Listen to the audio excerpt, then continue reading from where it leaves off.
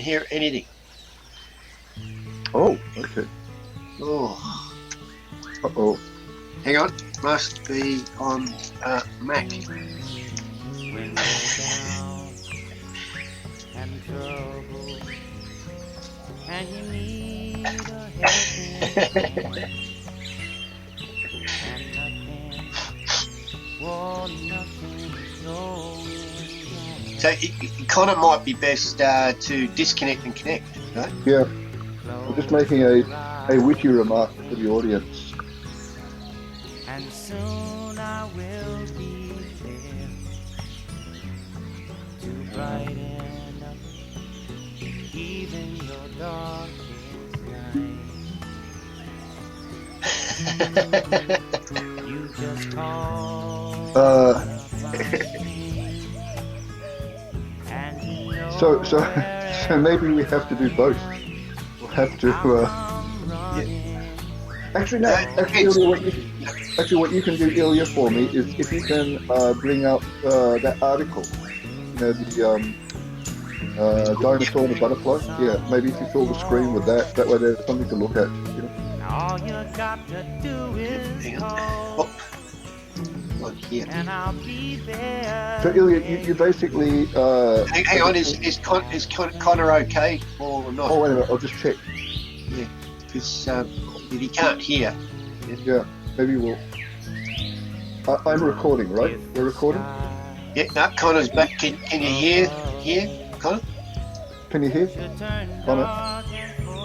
Just oh, great! Thank Yes, you. no, Yay, excellent. okay. Well done. And Ilya, double check. Do you see that cross? Are we recording? Yes, I have the red dot. Okay, great. You know, so remember, this is almost like NASA. Check, double check, etc. Roger. Roger, etc. That kind of thing. So Let me get these things back. Right. Yeah, view. Where was it? Oh, yeah. View. I want to hide that darn thing. you mean full screen? While we're actually waiting for Ilya to actually, you know, operate PDF files, you know, because they are quite complicated. Right? I was just trying to get rid of this thing here.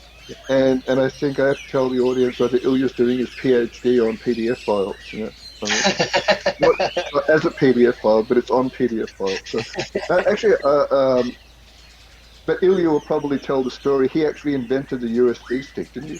Oh, sorry. But okay, well. Oh, see, we have another one. Oh, another person. Yeah. Ah, okay. So same thing. I suggest Try to reconnect. that you disconnect and reconnect. Please. Why have I gone blank? I can't get rid of this stupid tool. It's a tool. It's a Don't call yourself a tool, Ilya. You're better than that. quick tool. I'm just monitoring my CPU. I'm kind of okay. It's 34%, 33. So studio audience or virtual audience, just to fill you in, I've been having some problems lately with my machine. And the CPU often goes up to 100%. And I've been trying to figure out why, and I think it's due to a virus called Microsoft Edge. You know? But don't tell Microsoft that. They think it's a great browser or whatever it is. I don't know. Okay, so if maybe I should just okay. If people have I'm typing in some text problem with sound, please try to disconnect and reconnect. And if that doesn't work, maybe sacrifice a small animal. But don't listen to me because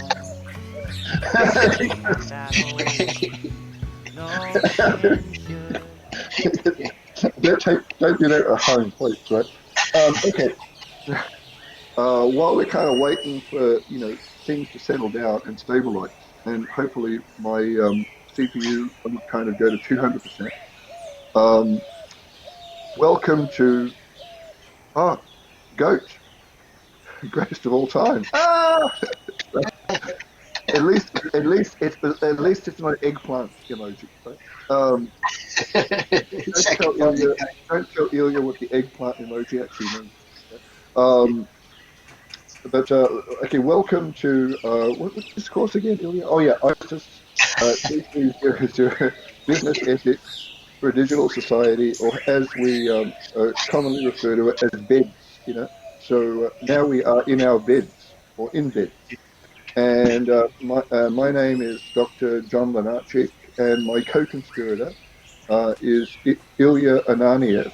And Ilya told me the other day when I sent the announcements out with his name that I committed a cardinal sin because I had his first name in uppercase, well, the first letter. And maybe Ilya can actually, I need to finish my intro because I have to be very pompous, right? And usually the way I introduce myself is, greetings, I'm Dr. John Lenarchik. I'm a physicist and applied mathematician by training, an IT academic by fortunate accident, and an armchair philosopher by conscious choice. And literally, I am now an armchair philosopher because I'm sitting in an armchair. Actually, it's a Lazy Boy recliner. So this entire session is brought to you by Lazy Boy. And that's an unfortunate name for a piece of furniture, Lazy Boy. So maybe someday they'll come up with a lazy man or a lazy person. You see what I mean? They're not being all inclusive, right? Anyhow, that's who I am, and now it's over to Ilya to actually introduce himself in his Oh, inimitable sorry. manner. I don't have much to say apart from my name's Ilya. I'm here to help you. I love to talk tech, love to talk philosophy, love to talk everything worldly. I'm just right into it. Knowledge is fun. That's all I can say. And about the capitalisation, reason I leave it all lowercase is if I send you an email and there is any capitalised letter in it, you know it's not from me, right? And my first name, in my professional life, a lot of people would call me Leah, right? So I had to make it because they all thought it was a triple L, right? Could have had a speech impediment as well. Ilya, you have to. Well, it was just to give you an example. In the programming world, the programmers I used to, my staff, they use it, like the beginners in programming would use things like n equals 1 and so forth for for loops, right, for counters. And I had a couple of guys who used to use L as a counter. And if you're looking through for bugs, L looks like a 1, right? And the same thing with capital O, right? So they're like sacrilegious to use those in programming. So I don't use capital L for my first name. Yeah. But Ilya has a lot in common with a singer called Katie Lang because she actually has her entire name spelled in lowercase because she thinks capitalization is the equivalent of shouting. Yeah. Ah. Oh, Ilya, I could change my name to a symbol, like a dollar coin. actually Prince.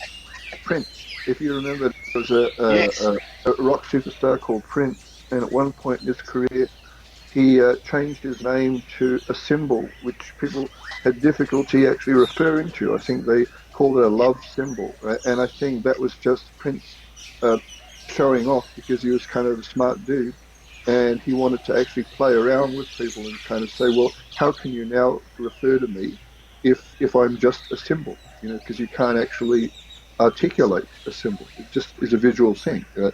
And I thought that was kind of impishly clever of him and maybe kind of irritated the hell of out of a lot of people. But Same as uh, Elon Musk at the moment with his child. oh yeah, Elon Musk, yeah, his child. What's his child's name? Oh, can't remember Actually, can you now. bring up an article with his child's name? I want to show Yeah. the virtual audience what his son is called. Here we go.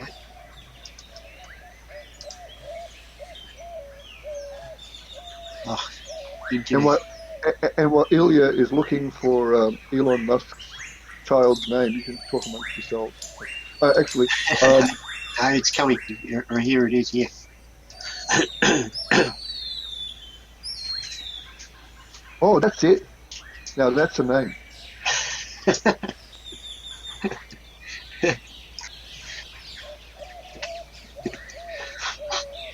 The baby will not love it. So, Ilya, I mean, the thing is, what this course is about ethics, right? Which is Yeah. about, I guess, the difference between right and wrong. And I think in society, and in particular, right versus wrong in the digital domain. But I think one also has to have an appreciation of the difference between right and wrong, just in general. And I remember having a discussion about Elon Musk's child's name with you, and you were particularly irked. You kind of then, accused Elon Musk of a whole bunch of things, because that kind of, set some kind of fuse. I mean, and it was almost like you were kind of offended or jarred because Elon was doing another crazy thing. Am I misinterpreting your No, reaction? I just feel that the child should have some kind of say in a way. Right? Ah, good. And Yes, yes. how does a child have some kind of say? Uh, I don't know. It sort of That's a good. expands out to even like children and so forth, right? Um, do we actually have the right to, to push the boundaries, or do we? Are we supposed to do the Socratic way of making people think, especially like in this course? It's not about teaching anyone anything. It's opening up their mind, as Yeah, you always say. Right? yeah, And, yeah. and I was trying to think, how do you like the kid in in school will have all sorts of issues. You know? What is your surname? What is your middle name? What's your like technology and real life match? You know? So I don't know. But Yeah, then again, yeah. it's good to push boundaries, right? Well, I mean, I always thought that's kind of true of education in general, for example. Yeah. I mean, like, your children have a choice about what they're actually taught when they're young. It's only when you get a lot older, when you're in high school, for example, that you can even select subjects. You're kind of forced to do certain things, because society or whatever culture you're in says you must learn these things. You know? And I've always thought in a kind of way, education is brain damage. You know, and it could be good brain damage or bad brain damage. But using that term brain damage always sounds like it's a bad thing. But I think what what education does is it kind of rewires people's neurons and makes them think in a different way or have the capacity to think in a different way. So how we learn when we're young actually shapes our future as well. But it's also true that the brain it doesn't set like concrete. For example, there's a lot of evidence to suggest that there's something called neural plasticity, which means that the neurons can actually rewire throughout our lives.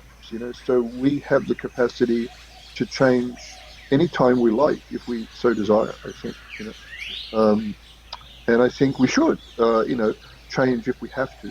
Change is probably a good thing, but I think a lot of times people fear change, because they fear the unknown and they're comfortable with things, and I think that if you kind of fear change, it's probably because you think you're going to lose something and it will lead to something that is not good. And I think that's where ethics comes in. It gives us a set of tools to help us, I guess, maximize the positive and minimize the negative, or at least recognize the difference. Because often, we're distracted as human beings, right? And we can't tell things, and we kind of react to situations.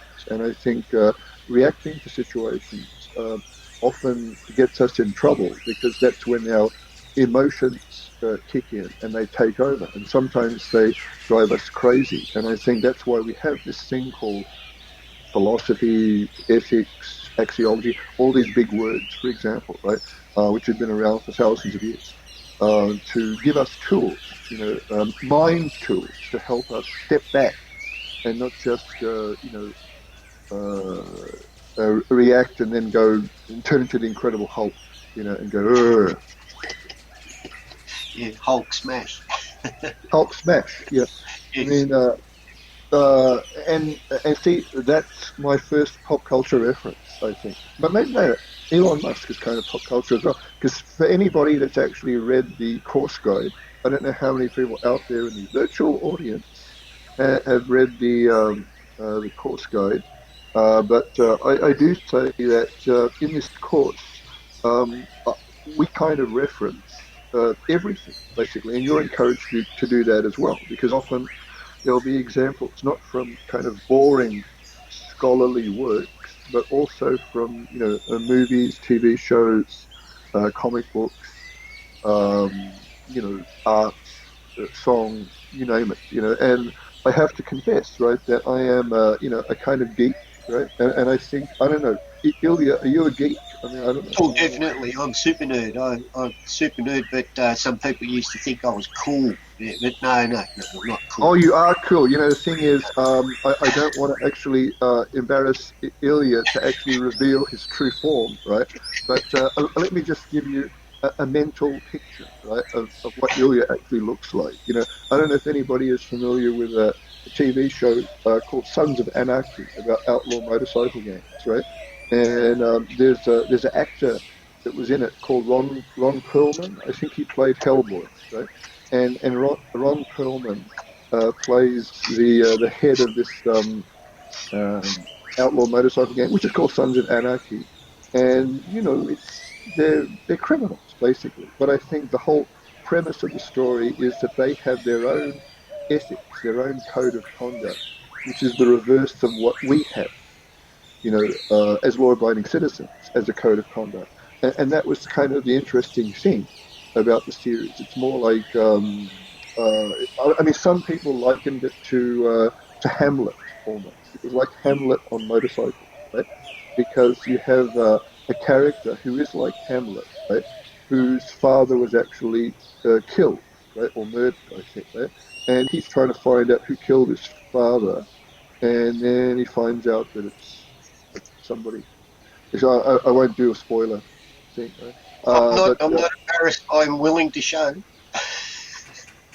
no, because then I have to actually show my true form, and I would look like that beast in Star Trek, the first season, the Horta. The Horta was kind of like, it looked like a giant boil, but not as pretty, right?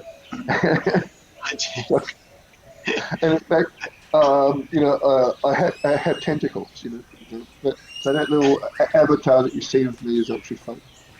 I'm really an alien being. The thing is, right? What I'm kind of joking about now is identity, because there's actually what you should do if you look at the course guide, right, is actually look at what you're doing over the next 12 weeks. And I think later in the semester, we look at digital identity in general sense, and we kind of talk about identity first, and then kind of how it is online and so forth, right?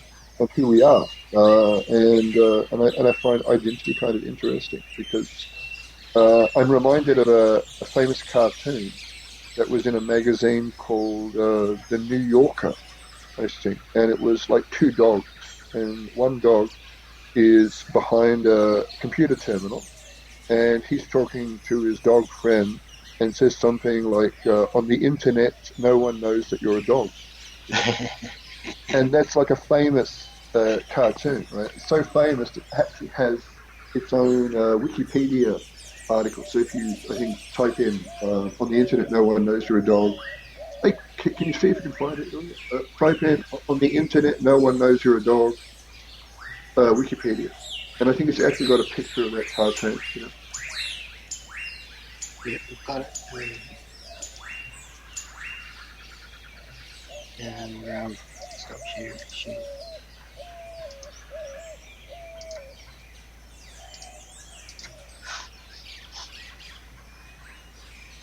Oh, there it is. Yeah, yeah. See? And the thing is, like, that's the essence, right, of identity now online Yeah. is like I don't know, how any of you look like, your background, etc., and how we react is just, what you present, through what you display online, and I think that's what that dog is actually saying. But I actually show that. I used to show that cartoon in another course that I teach called Designing the User Systems Experience, which is about user interfaces and so forth. And I know it's kind of more trying to get the students to think about what if you were actually trying to create an interface for something other than a human being, because technology is everywhere, and it's almost like people talk about you have to be all inclusive in design now, to look at different user groups, for example. But I try to get people to think, well, what if you have not just a human computer interface, but a dog computer interface, or an ape computer interface, right? And at the time that I was kind of talking about that, there were people actually in the US doing work with computer interfaces for, gorillas. There was a famous Highland gorilla called Coco, and they made a documentary about Coco, and she could communicate in American Sign Language, and she had a quite sizable vocabulary. I think she knew like 600 or 700 words, and I think at the time I used to joke with my students and say that's about like more of a vocabulary than most people that I know.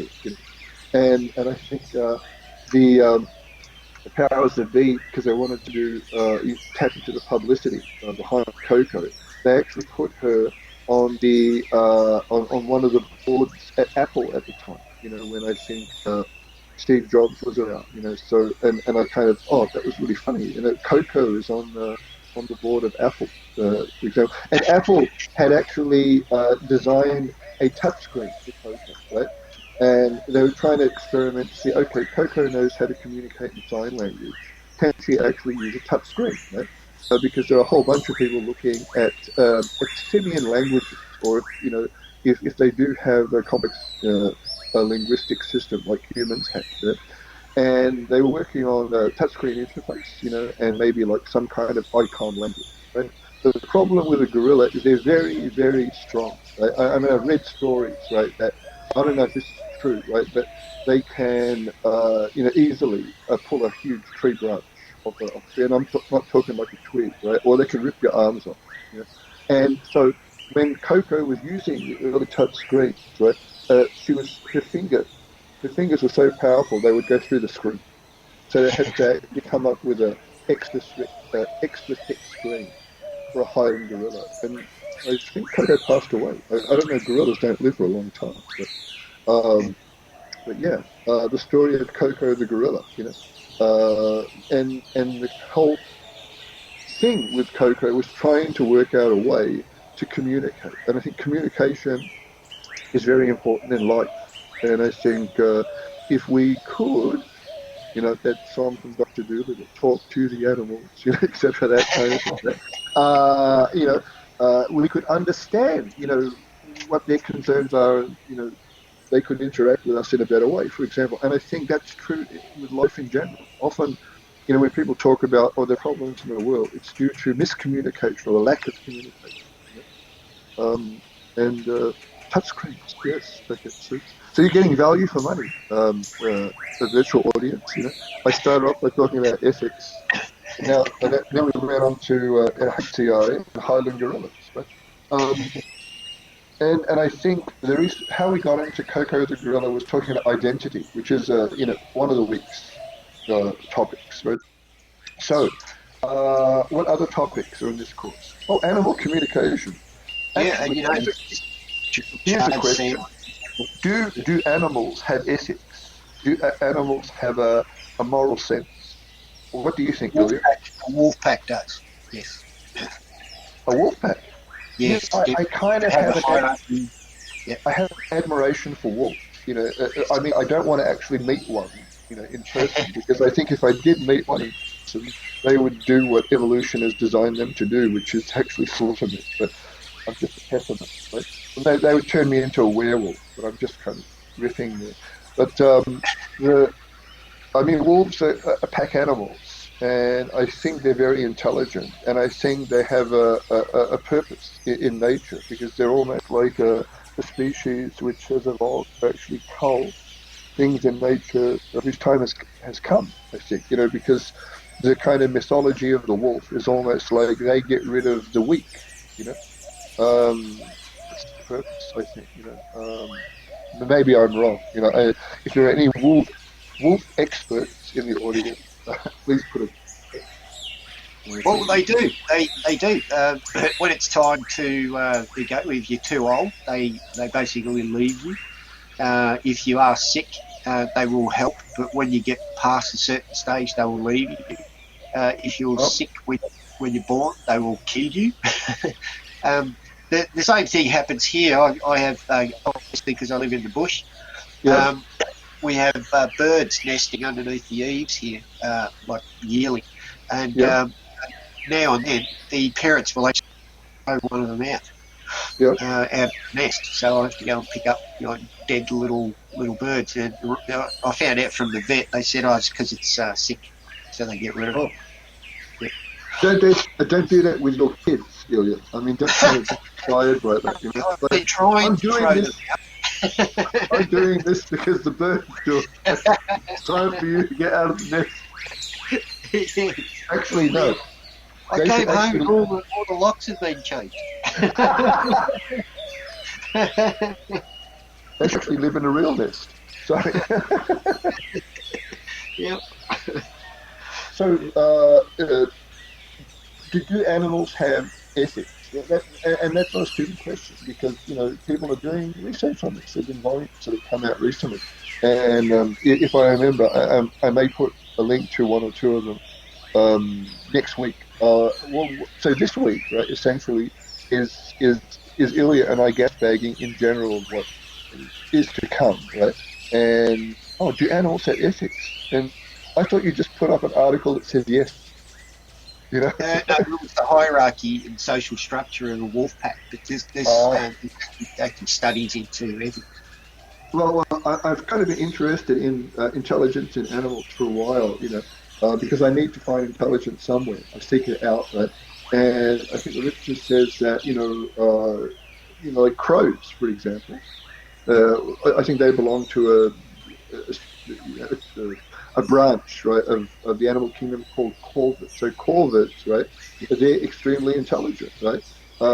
And even pigs, for example, pigs are supposedly intelligent, and so forth, So, in fact, the intelligence of pigs. I mean, if people out there are literature buffs, there is a book perhaps that you should read if you haven't. It's by an English author called George Orwell, late George Orwell, and it's called Animal Farm. Have you Oh read yeah, Animal Farm, Ilya? yeah. Even the movie we've had that. Yeah. Yeah, because Animal Farm is more like, Oh yeah, those guys. evil Yeah. pigs that take over a farm, for example. Was that And Napoleon? George Orwell wrote that book as a criticism of Stalinist Russia or communism and the Soviet Union, because originally George Orwell lived in the 20th century, and he was a British journalist, and like a lot of British journalists at the time, he was left wing, and he was in fact, pretty much a communist, for example, right? And Napoleon, Animal Farm, yeah. uh, and. Yeah. And I think remember there's a saying in Animal Farm, some animals are more equal than others, I think, remember? Yeah, because yeah, that's a classic cartoon. And I think if you actually look online on YouTube, you may actually find a copy of that. Not that I'm condoning online piracy. That's another thing that we actually do in this course. We look at intellectual property in the digital age. I think in the weeks to come, we have an entire week looking at that. Because in recent times, that's been an issue. Ever since you had, Napster, people could actually engage in file sharing of music, for example, and then you had BitTorrent, and Pirate Bay, etc., that kind of thing. And then, of course, people tried to combat that, and you had, the rise of streaming, so Netflix and Stan, etc., and that kind of thing, and Disney, and everything. Oh, now piracy is going down, but because and piracy did go down. So piracy went down because it was more affordable for people to actually access things through streaming services. But the problem is, it wasn't just Netflix. Now you've got a whole plethora of streaming services, and what people have noticed is piracy is going back up again because people can't afford to have multiple subscriptions. You know? So once upon a time, people could get entertainment, video entertainment for free. You watch TV, free to air TV.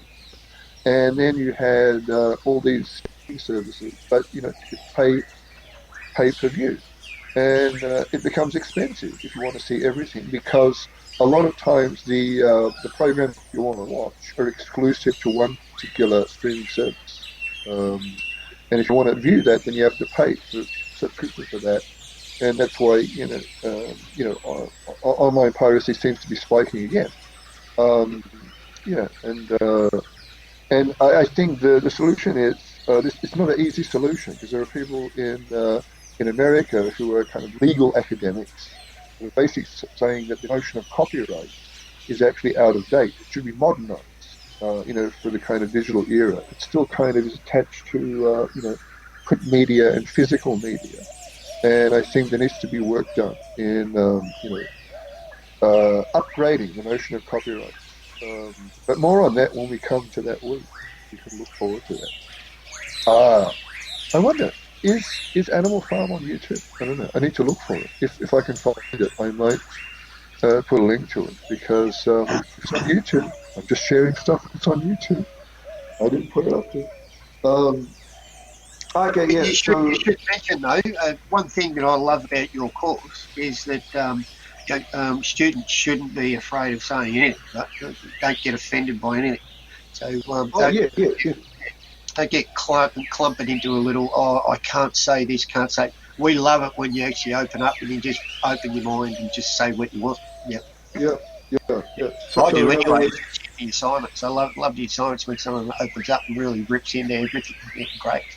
Oh yes, it's good that you mentioned assignments. I want to say a bit about the assignments in this course because I think students often are very concerned about assignments, because maybe they want to get the kind of the kind of holiest of holiest, the HD, for example. They always seek out the HD, and people might say, well, how do you get a HD? And what was that in the background, Ilya? Was that a cat? I was just about to say that I found it. Oh, you found what? The YouTube. An Animal Farm? Yeah. So, great. Yeah. It's years ago. Yeah. Oh, it is. See, now that is something that you guys, the studio audience, should watch. This is a classic film, And in fact, I think I actually paid cash money to see this at the Astor Cinema last year because they had it on a Sunday afternoon. And even though I'd seen it many times before, I like being in a cinema because nowadays you can't be in a cinema. And I guess, well, I don't know, that's the problem with living in the age of coronavirus, or as Ilya calls it, what do you call COVID-19? Coconut virus. Oh, okay. The coconut we virus. should bring up the lyrics to "I the God, a lovely bunch of coats, You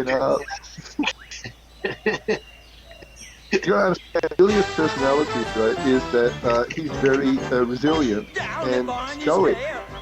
See, I'm using the term stoic. Ilya, would you consider yourself a stoic individual?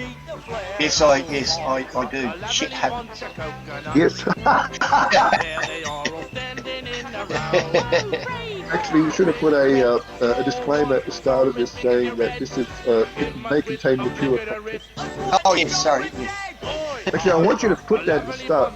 Okay, for people that aren't here, if you're not here, you can't hear me saying anything now because you're not here. But this will be, this is being recorded and will be uploaded with additional things that Ilya puts in. Because I think Ilya always likes to put in themes. Oh, wow. Oh,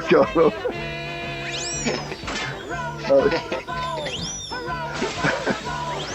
Actually, every time I break down and laugh, Ilya should put it in a title card in the recorded version. It's the transmission broken. You know, call it later. Having a laughing fit. You know? But, but, but, but, but the term stoic, I call Ilya stoic, right? And that's not a term of insult. That's like an ethical framework. You know, so in weeks 2 and 3, what we do is we actually kind of force feed you all with a whole bunch of what I call ethical tools from a philosophy. You know, so for the past 3,000 plus years, people have been thinking about the difference between right and wrong, or why we're actually here in the first place. And there's this thing called philosophy that exists. And if you kind of try and translate, what does philosophy mean? The word literally means love of knowledge. So if you have a love of knowledge, then you're a philosopher, I think. Or more importantly, the kind of the first philosopher in the Western sense, because you've got Eastern philosophy, Confucius and the many great Indian philosophers, for example. But in terms of Western philosophy, people would normally say, "Oh, it's Socrates," Socrates. Sorry, I'm mispronouncing his name. But Socrates, in weeks 2 and 3, there's a whole bunch of videos which you can watch to learn about all these great philosophers. And there's a fantastic video about Socrates from a program called Consolations of Philosophy, a philosophy guide to life by a French English philosopher called Alain de Botton. And uh, Elaine talks about half an hour about Socrates and says, "Oh, he's the greatest philosopher, perhaps the greatest philosopher that lived," right? Because what Socrates tried to encourage in people was to question. Question, never stop questioning. And one of his famous sayings is, "A life unexamined is not worth living." And what he meant by that is you should not just blindly accept things in life and act like sheep, you know. And Socrates was the kind of person who would kind of wake up at the crack of dawn in Athens, right, and go to the agora, like the market, where everybody turned up, So it wasn't like now, where everybody kind of has food and stuff delivered to them because we have to. But in those days, everybody went to the agora, even politicians and generals and stuff like that. And he would go up to these important people, ask them questions, like, "Why did you do that? How did you win that battle?" And he found out that a lot of these people couldn't actually explain why they did certain things, and he thought that was kind of crap, So he kind of encouraged people to actually question themselves, right? And he was also famous for another saying that he considered himself to be the most ignorant person in Athens, right? Which is kind of like an insult, really, because he was really smart, right? But he kind of, but by saying that, it was being kind of ironic because he was ignorant because he was basically saying that there's so much knowledge that can be that not no one can know everything. So by definition, everyone is in a sense ignorant, and it's our goal in life, our journey in life, to kind of continuously suck up knowledge. Monash University uh, is a famous university here in Melbourne, and their motto is because every university has a motto in Latin normally, because they have like a coat of arms with a motto in Latin, because according to the rules of heraldry, the motto has to be in Latin. And when the Monash coat of arms was actually designed, they got in trouble because their motto was in Italian, not in Latin. And their motto was Ancora Imparo. And Ancora Imparo is actually a saying attributed to Michelangelo Buonarroti, Michelangelo Sistine Chapel, that kind of thing.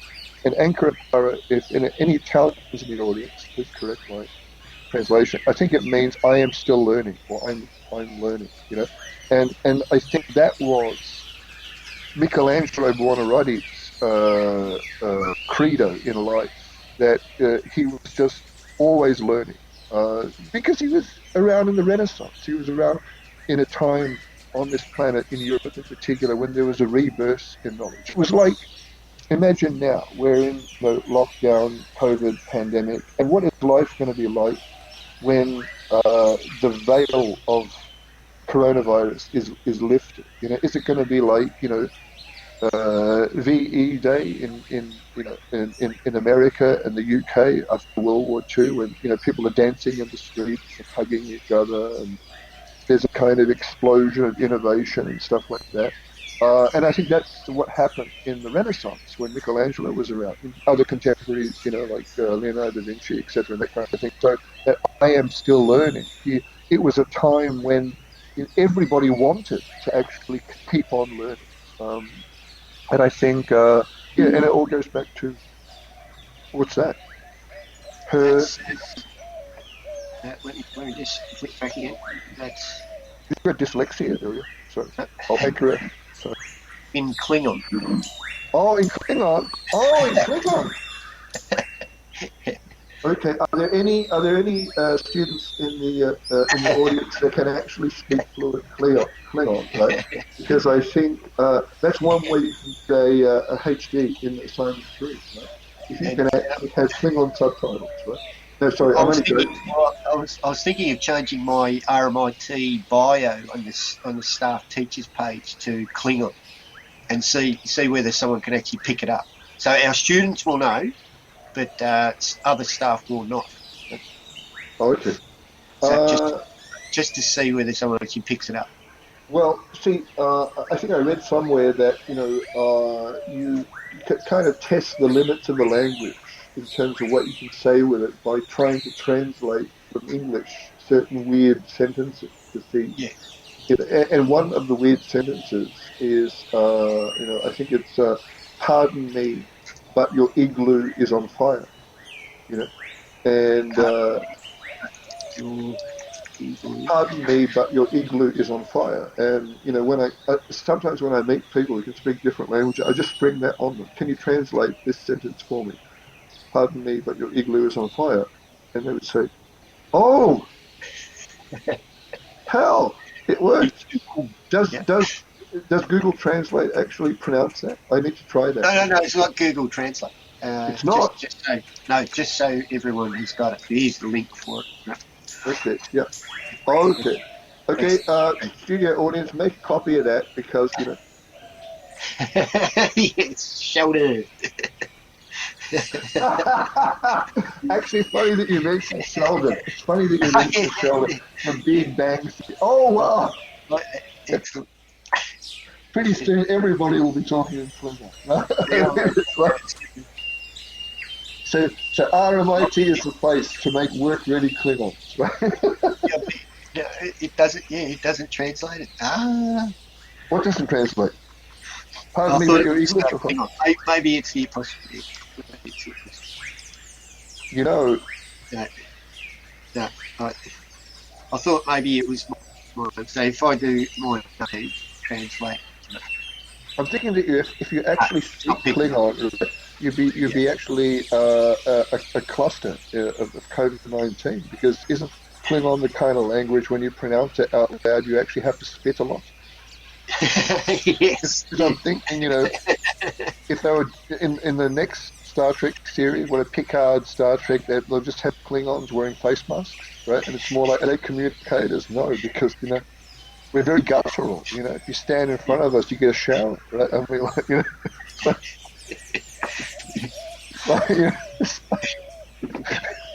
Oh, now going back to that response about I need to bring my dear friend Sheldon, right? Again, weeks 2 and 3, you look at a kind of bird's eye view of ethical theories, right? That philosophy has given us over the past 3,000 years in 2 weeks, right? And in week 4, I think it's ethics, a cultural view, right? And in ethics, a cultural view, I think I do have a link to. I think there's a book called A Big Bang Theory and Philosophy, right? Because there's a company called Open Court Press, and they've been publishing books where they link movies and TV shows to philosophy for years now. And what they do is they get card-carrying philosophers, academics, right, to write chapters, from various parts of philosophy about particular, pop culture artifacts. So there's a entire volume called, Big Bang Theory and philosophy.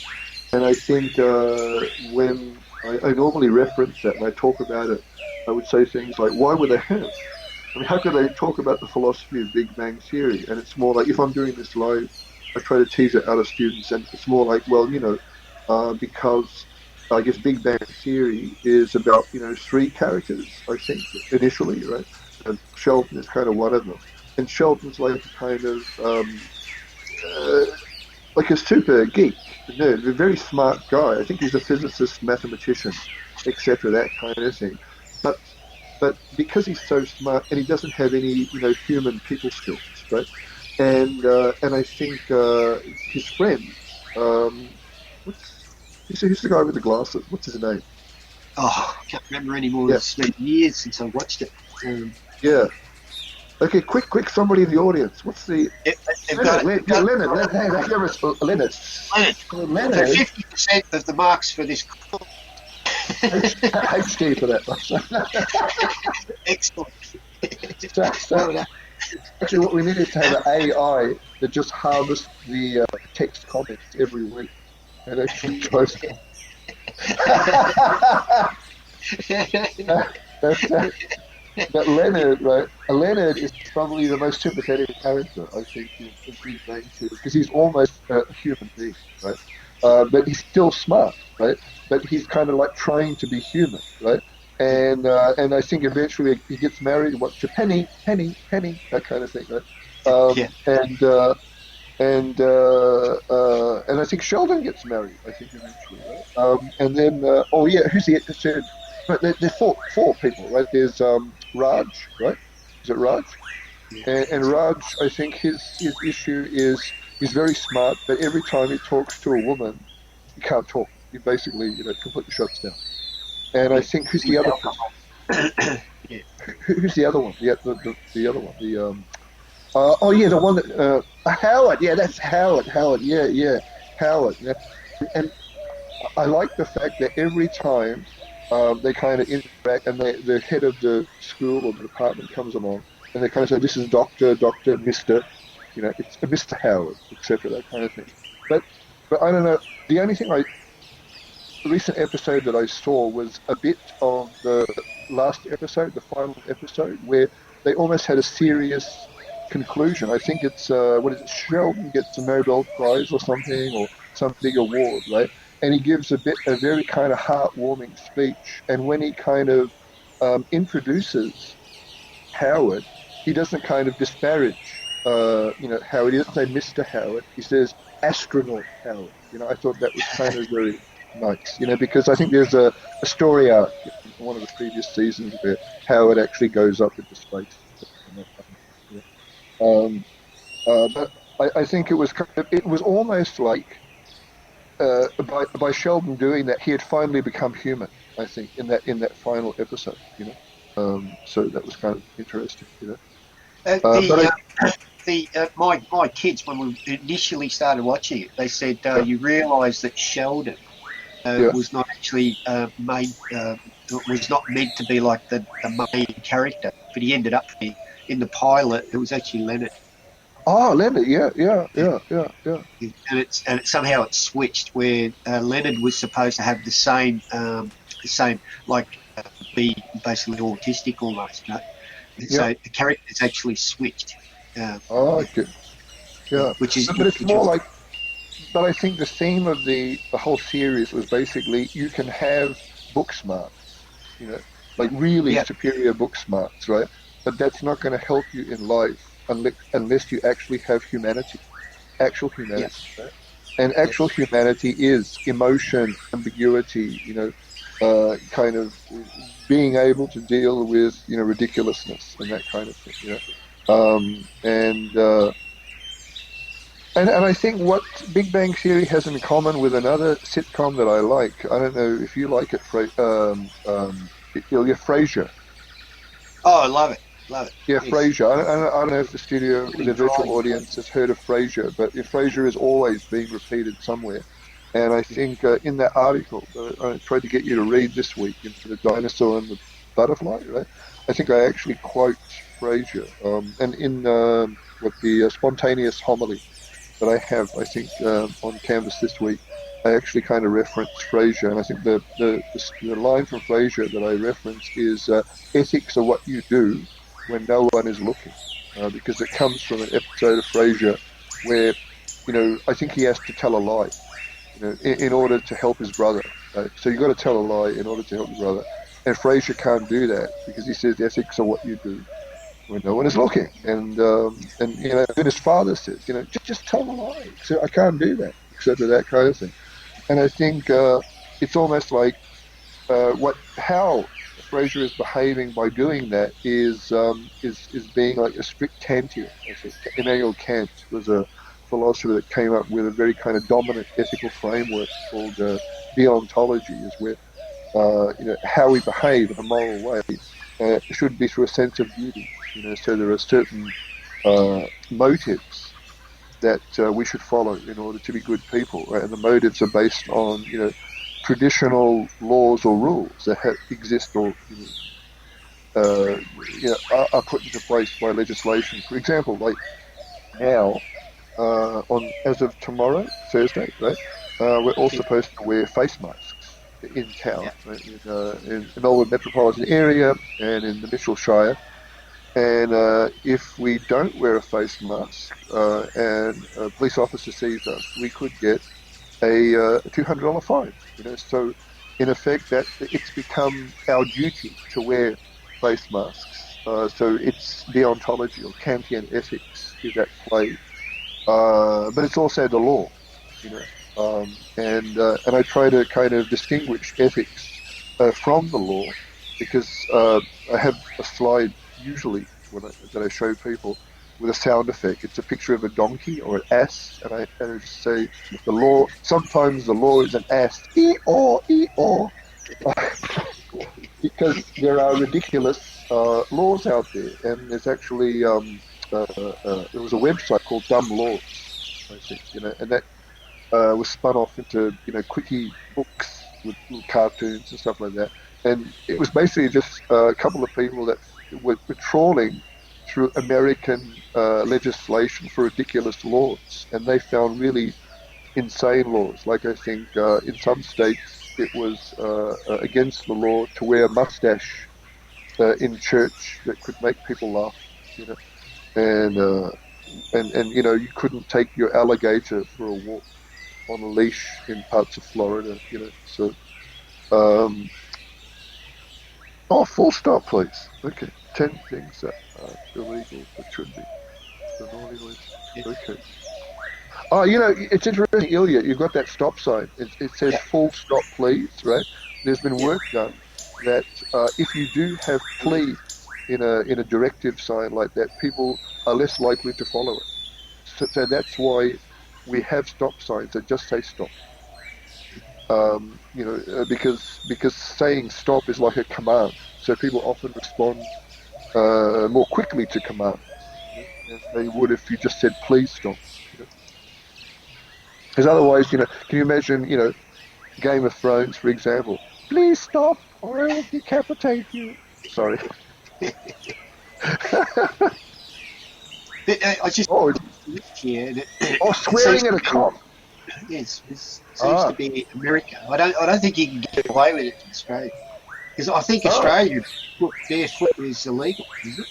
Driving barefoot. Well, somebody told me once, right, that it's illegal to reverse out of your walking around while high.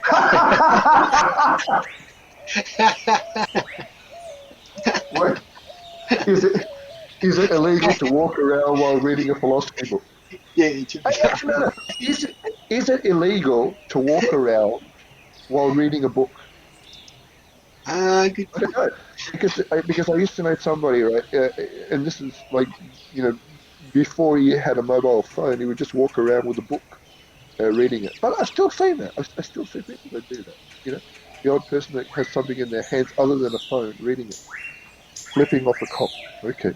Well, I have seen it. Remember, people just joke. I have seen it. Literally, people walking along, and they're just on the mobile, and they'll almost walk into people and objects. Yeah, yeah, online. yeah. And I think that's not because they're being unethical or evil. I think that's because they're just being distracted to the point of stupidity. And there are people that so,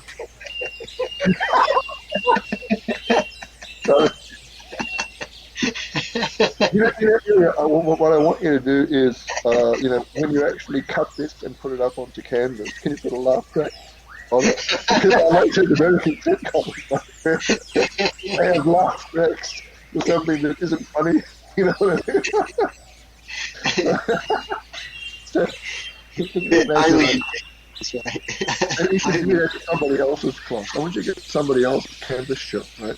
And you get a boring lecture on business process re-engineering, just put a laugh track on it, right? So, but I think that if you do have time, studio audience, watch a few episodes of Frasier because they're really good. I mean, like they're all primo uh, uh, situation comedy, and I think it has a lot in common with Big Bang Theory. Why? Because Frasier Crane and his brother Niles, they're really smart. They're like super geniuses, but they always get themselves into trouble. Why? Because just pure intelligence won't cut it in the world. You need to also have, I think, what Daniel Goleman called emotional intelligence. You have to have this. You have to be human, in other words, right? And I think, and often with the good sitcoms, for example, there's a trajectory, so the characters actually change over time, and I think that kind of happened in Frasier. I don't know how many series there were of Frasier, like many, many. I think In fact, I read somewhere that they actually want to reboot Frasier. You know, I think probably Kelsey Grammer wants a job because I think he's had a lot of flops in between Frasier and now, and and I don't know, reboots don't usually work. I think. Oh yes, intelligence, right? Is there ethical intelligence, Ilya? Can you scroll down? Is there ethical intelligence? I don't know, interpersonal, Personal. ex, existential. Can you expand existential, Ilya? Oh no, I can't. But Make it. Oh, I'll go back. can you give me another page that says existential? Yeah. Okay. People with existential have unique ability to tackle. Ah, yes, that's philosophy. See, and existentialism, Jean-Paul Sartre. It's like I guess an existentialist would say the true existentialists from the French philosophical school would say that you are responsible for what you do in life. You can't depend on anyone else, right? So if you stuff up, it's because of you. It's not because of exterior forces, etc. And that's the kind of pure notion of existentialism, which is almost a kind of anarchy because most people would like to feel that they fit in somewhere. And I think often when I'm doing this live, the first thing that I would do is ask my students, where did you learn the difference between right and wrong, or how do you determine right from wrong? Just a kind of blind question, right? And maybe the students that are brave enough to respond would say, I learned it from my parents, friends, etc., that kind of thing. And once again, I mean, if Socrates was around now, he would kind of be going, this is wrong, etc. Because it's more like sure, it's nice to actually get advice from your friends and family and so forth, but it's more like it's still kind of depending on someone else. How do you figure out the difference between right and wrong yourself? Uh, is that true, Ilya? I mean, where do you figure out? I mean, Well, I can't ask you that, Ilya, because you're a graduate of my course. So, no, I mean, you've been teaching it. But imagine if you're not teaching this course, how would you determine right and wrong? well, just teaching my kids from being little, I would make them always think before you do anything, how you hurt somebody. Uh, so, will you hurt whatever you're going to do? Will it hurt someone? Is it capable of hurting someone? The Okay, second one would be, will it hurt you? yeah, So you have to think before you actually start doing things and make sure is it actually safe? Is it not safe? So and that was the first golden lesson for our yeah, okay. So, in other simple. words, Simple.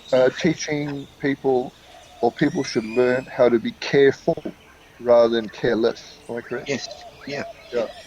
Free. Or, You can be anything you want to be.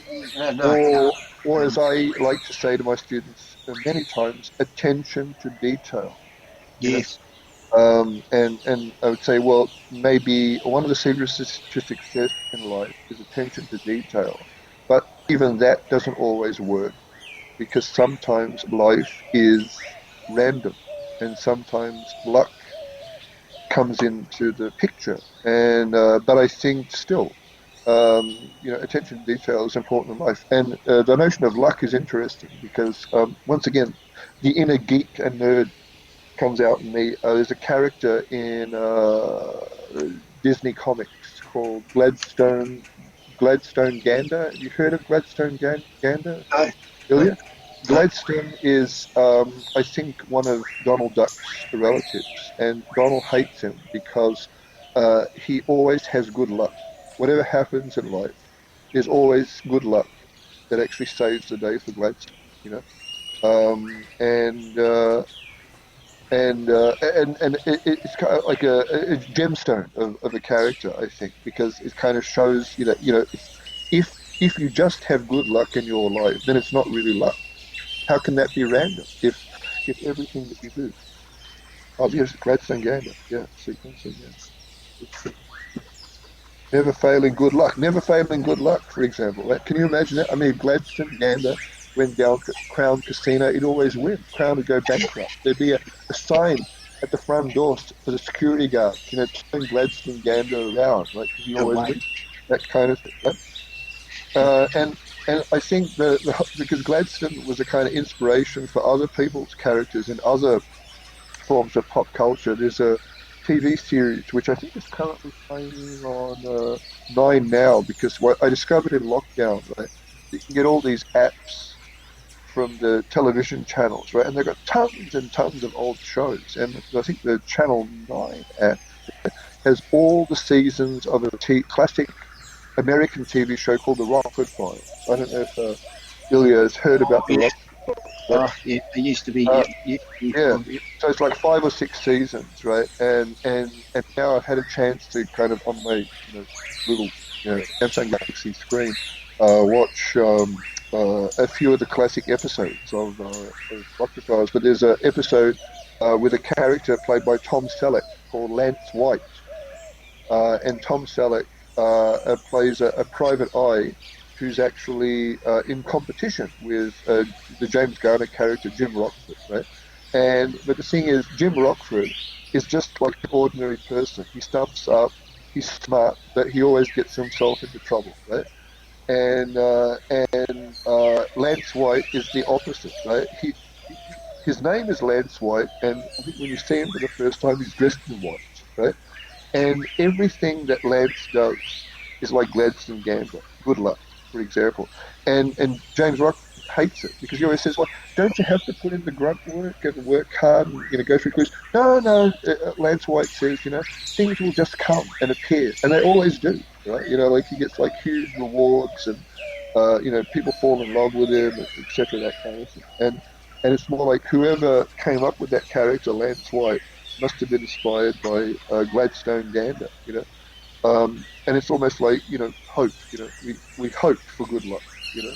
But luck is truly random. I have to say something to you. Jack Garner.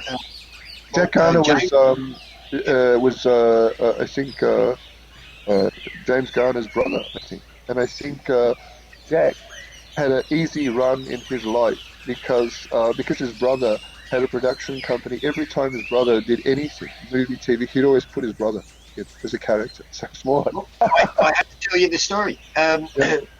James Gardner, actually, Yeah. his original name was Baumgartner. Ah, So he was actually a relative of a really good friend of mine's wife. Ah. And Liz actually associated with him. But to add to the story, right, I'm not sure whether people know about the old, the wrestling area over here. Remember when they used to have Mario Milano and all that sort of stuff, the wrestling? Yeah. Well, the guy who was in charge of that, I can't remember his name, but his surname is Baumgartner. And he was actually Liz's father. Hang on. Oh, The Undertaker, yes. Oh, yeah, WWF. Yeah. yeah. But in the old days, Yeah. Liz's father, I can't Yeah. remember his name, Baumgartner, he was actually the guy who ran the whole show, right? Yeah. Yeah, so he was actually a commentator, the guy who organised I can't remember what's it called, Madison's, not, what was it called over here? Not Madison Square Garden, what was it called? A Festival Hall. Yeah, Festival Hall, that was Yeah. it. Yeah. Yeah, Yeah. Festival Hall. And, Yeah. when we actually, when we actually got together, when we met Liz, she became the girlfriend of my friend who's now quite high up in Telstra, Yeah. Frank. And Okay. she married, and I said, oh, Baumgarten and so forth. And when we first met, I actually got her. She actually opened up and said, oh, Baumgartner, and then she gave me the whole history about James Garner and the whole lot. It's we were just awesome. I'm Geez, impressed. I'm impressed. Yeah. Yeah. awesome. Yeah. So it was Because funny that you mentioned it. You brought back a lot of memories. Yeah, because James Garner's like always been one of my favorite actors, like American actors. In fact, he's in one of my favorite movies, The Great Escape. I don't know if anybody's seen The Great Yes, Escape. yes. Uh, I think he was the pilot. Yeah. he's the pilot, but remember all the prisoners of war in that film had like a magic power or ability, and Yeah, I remember his James right. Garner character's ability was he was the Yeah, scrounger. He could find anything, so it's more anything like and everything. Yeah, anything. Goes, well, can you find a power tool and yeah. a concentration? Yeah, We sure need I a can camera. find it. Camera. That kind of thing. And it's more like, gee, I wish I had that power now. Yeah. I'd have to go to the scrounger. James goes, say, can you find me more face masks? Sure thing. I can fill your whole home with face masks. Yeah. Okay, so where were we? How did we get on? We sort of went off on Oh tangents. We no! should actually. No, I know. Yeah. I'm doing a Billy Connolly. Remember, I was talking to you earlier that I think the way I do this is almost like the way Billy Connolly used to do his live shows. It would start with a gag, and then get distracted, and then keep on getting distracted until it totally confuses the audience, and then end the gag at the end of the show. Right. But anyway, I was talking about ethics of cultural abuse, right? So going back to Big Bang Theory, right? And that's in week 4, ethics of cultural abuse. And then we look at, code of conduct, and we look at environmental issues, and we look at, digital identity, and we look at privacy, and we look at political issues in digital ethics, for example. Now, in terms of political issues in digital ethics, it would be, because most people would say, oh, well, it's not ethics, it's politics, right? It's almost like disparaging in terms of politics. Because politics, right, is about power, and another way of kind of reframing ethical discussions is in terms of power, because there's a famous French thinker, philosopher called Michel Foucault, and Michel Foucault, his area of interest when he was actually doing philosophy was power, and the fact that sometimes people have a lot of power and sometimes they don't. So power is fluid, and to me, it's almost like a metaphor, as a relationship to good versus not good, or bad, for example. So if you have power, then maybe that's the equivalent of good, and if you don't have power, that's bad. Um, and but Foucault is an interesting thinker, and probably if you read Foucault directly, often very confusing. And there's actually lots of Foucault books out there, and not just ones that you can get through ebooks on libraries, because Foucault is actually a pirated philosopher. It's more like and in a way, that's how I judge. That's my kind of metric for whether somebody is in fashion continuously. Right? Is how easy is it to find his pirated works? And Foucault is a very pirated philosopher. And in fact, there's a couple of volumes, I think, because at one point And Foucault was almost like a rock star philosopher at one time in France, right? And at his university, because he was teaching at one of the écoles in Paris, I think, and people would kind of almost scalp tickets, to get into his lectures. You know, he was such a popular figure, and there were, and I don't think that those lectures were actually recorded because it was like at the height of his popularity, and he was brought in for a series of like guest lectures over several weeks, and they weren't recorded. But what happened is a lot of the people that attended, I guess his students, actually took detailed notes. And many, many years later, those notes are actually transcribed and actually became books, volumes. So it's kind of interesting. And to me, that's my goal in life. I want to have somebody that actually follows me around and actually transcribes everything that I say and turns it into volume. So I don't have to do it myself. So, you know, so Ilya, you can volunteer. You can kind of document my thoughts. They have had, remember, like the camera, I can't remember what they call those things. The ones they put on the bikes and helmets and so forth. Oh, life logging. Yeah, that was it. There was a guy from Microsoft or Intel Life Logging, LIFE, logging.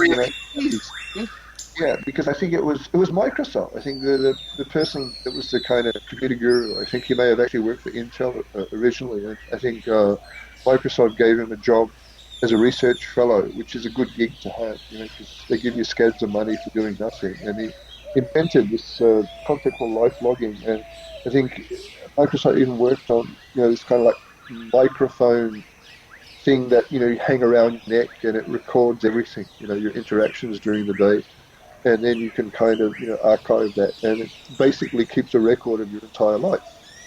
Um, and maybe that's a little bit of a conflict with this notion of privacy. It's like, well, if you do log your life, right, keep a record of everything. It's not just your life. How do you feel to keep up? So yes, that's true. Yeah, yeah, yeah. Because social media is that's interesting.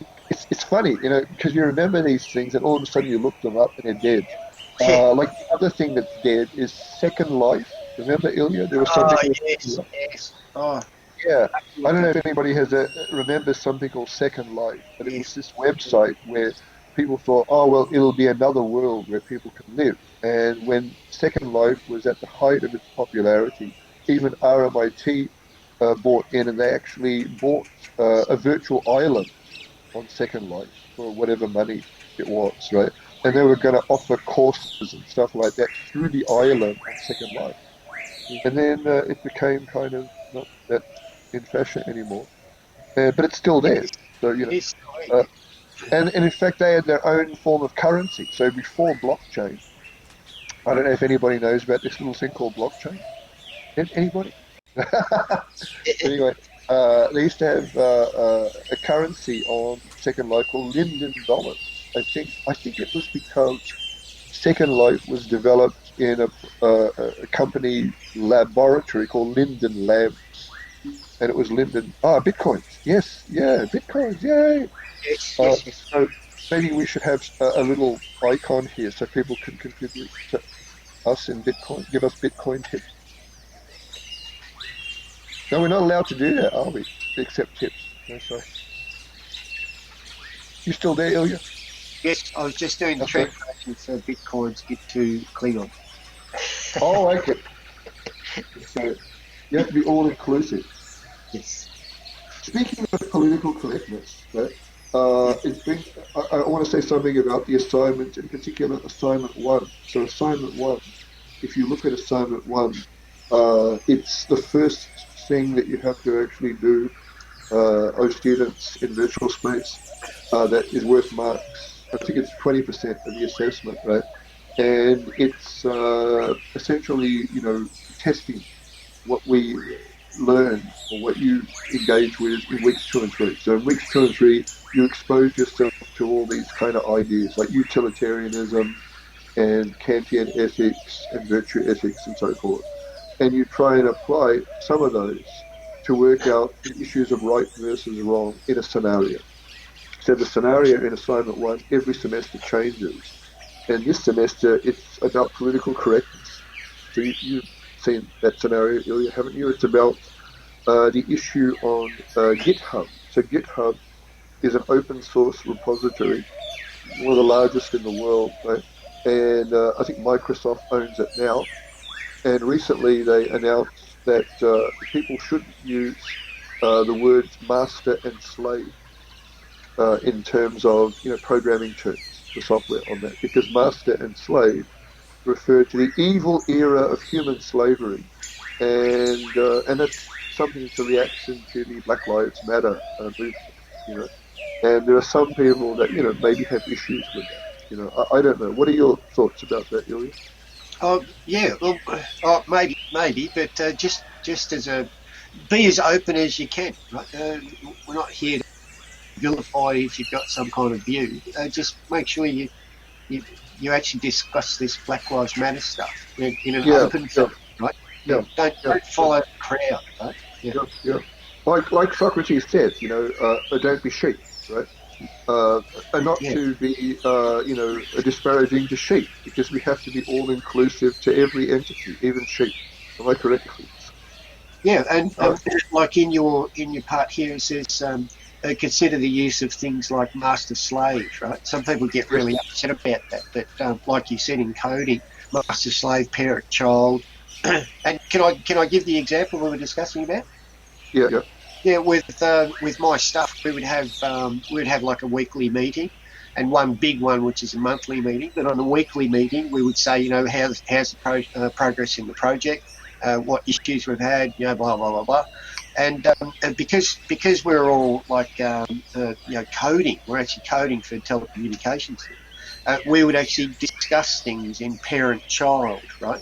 Right. So we'd yeah, form processes and then we'd kill processes, but the processes are coming, like the parent would fork out yeah, children processes, and we would sit there saying, "Oh, kill child, terminate this, terminate." And this guy that worked for me as a documentation guy, I would include him in the meeting so he knew everything about the product when he's documenting the user manuals for it. And he came into my office, said, "Elliot, can I speak to you a little bit?" So I said, "Yeah, sit down, Neil." We start talking, and he was outraged that what we were doing in there was like, it's not moral and all. And I'm trying to explain to him, saying it's got nothing to do about your worldview. It's a programming environment, right? That's the way we talk about those things. We're not going out slaughtering children. yeah, yeah, yeah, yeah, But it was really, and so I think in this scenario, I think those sort of ideas will actually come out for the students to see real yeah, life yeah, yeah, situations in industry rather than just reading things, right? To actually say, like what can happen, left and right, right? Not just yeah. look at one side of the issue, yeah, which Neville Yeah. did. It's just blinkered, right? And you couldn't take him out of that blinkered environment. There's And the no, thing is, I'm just reading the scenario that you've got up, Ilya, that paragraph where I've got the sentence, Beatrice is a fan of Jordan Peterson, you know? yes, And yeah. does anybody in the virtual audience know who Jordan Peterson is? Jordan Peterson. Let's see if we get a response. Nobody responds, right? Oh, that's great. So, Not Ilya, a no, not the one, right? Maybe all the Jordan Peterson fans are not actually, in the audience because they're offended by what I'm saying. No, um, maybe we're too left wing. Sorry. But Jordan Peterson is a Canadian academic from University of Toronto that's almost become a guru. And he's kind of against political correctness, I think. And he kind of has all these eloquent presentations on YouTube, and he's written a book. I think was it the 12 Rules of Life? yes. 12 Rules of Life? Yeah. Yeah, I think it's a dozen rules of life. It's probably not the 10 Commandments plus two, I right? don't think he's really against political correctness. I think his main point was freedom of speech. Like and he's got a Oh, okay. point. Like, why Yeah, should yeah, control what you can say. Yeah, Yeah. it's a fairly deep sort of conversation. So I'm kind of wondering, what's Jordan Peterson's position, say, on compulsory wearing of masks? Yeah, that'd I be mean, interesting. in Canada, for example, I don't know what the Canadian position is on mask wearing, because I know that in the United States, it's kind of a state by state basis, in Yeah, terms of what's compulsory and what's not. But I'd be interested in finding out what Jordan Peterson's comments are on COVID-19. yeah. Um, yeah, I mean, I think in one of the weeks to come, I have a couple of things from Jordan Peterson. It's like one of them is like an interview that he did when he's visited Australia a few times, right? And I think he's actually interviewed by an ABC comedian journalist type thing. And I think the ABC people are kind of from the left, I think. Yeah, very Yeah, so they're a little bit kind of, one-sided, big time. yeah, one-sided in terms of how they ask the questions, or they're trying to, trip him up, right? And then the other thing that I've got is a very long debate that he had. I think it was last year, year before, at in his hometown, Toronto, Yeah. Canada, at a huge auditorium, with Slovenian philosopher Slavoj Žižek. Oh, Zizek, Uh, yeah. yeah, Zizek. Have you seen that one? No, It's no, like no. 4 hours long. I hope it's still there. Somebody hasn't taken it off, but it sold out. And I think I remember the University of Toronto, kind of his Jordan Peterson's home university, kind of sponsored it. And the first thing that the guy said that was hosting it is he was proud that they were scalping tickets for, for a debate about philosophy when normally they scalp tickets for like basketball or something like that in that venue, right? And it was more like, it was like a football match or a basketball match because when the two people came up, they'd have their fans cheering, yay, etc. Kind of thing. And I would have liked to have had like announcers, like how they have football announcers here with their play-by-plays, and now Jordan Peterson coming out, right? And how boys is it counted? Yeah, But it it's would. more like the verdict at the end, when people kind of judged it, was more like, nah, you know what I mean? It wasn't kind of definitive because I think the aim was, it was about Marxism, I think. Is Marxism good? Let's say the world or not, etc. Right? And Slavoj Žižek, he's from Slovenia, which used to be the old Yugoslavia, and Yugoslavia was a communist republic, you know. But Yugoslavia was interesting in terms of communist republics because it wasn't part of the Iron Curtain bloc of nations. Because the person that kind of ran Yugoslavia, Marshal Tito, and Tito is interesting as a name as well because Tito was like a code name because he was the leader of partisans during World War II, fighting against the Nazis in that part of Yugoslavia, and he kind of hid his real name, which was Josip Broz, and then Tito just became his name for the rest of his life. So he was like Madonna. Is it Tito anything? Or your first name's Marshall? That kind of thing. Oh, yeah, Josip Broz Tito, that kind of thing, right? So people would just call him Tito. So he's kind of like an unusual leader, like Madonna or whatever, or Prince. Um, but but Tito kind of didn't want Yugoslavia to align with kind of the Soviet style of communism. So it was always independent and always more user friendly to the West. So during Tito's regime, even though you had the Iron Curtain reigning supreme, he would openly invite people into Yugoslavia from Hollywood. So, for example, you had movie stars like Richard Burton and stuff like that would come to Yugoslavia to make movies and stuff like that. And Tito became like a kind of minor celebrity because he was friends with celebrities, etc. And that kind of thing. Yeah. Uh, so I always got lost there. Slovenia, right? So Slavoj Žižek is a Slovenian philosopher, and in terms of uh, influential thinkers on the planet now, I'd say he's one of the most influential and prolific. In fact, he went into lockdown. Slavoj Žižek went into lockdown earlier this year, like everybody, right? And during the first 100 days of lockdown, he wrote a book about COVID-19. If you uh, see if you can find that book, Slavoj Žižek, COVID-19. Hey, I forget what the title is, but it should be, if you just Google Žižek and COVID-19, it should come up with his book. no, let's go into discussions. Anyway, just to point out that Zizek's got a PhD, I see there, from University of Paris, and the story goes that he was originally doing his PhD at University of Ljubljana in Slovenia, right, during the dying days of communism, and his thesis contained material that perhaps was critical of the communist regime. And his supervisor basically said, you have to actually cut that stuff out or we won't pass the thesis. And he didn't want to do it.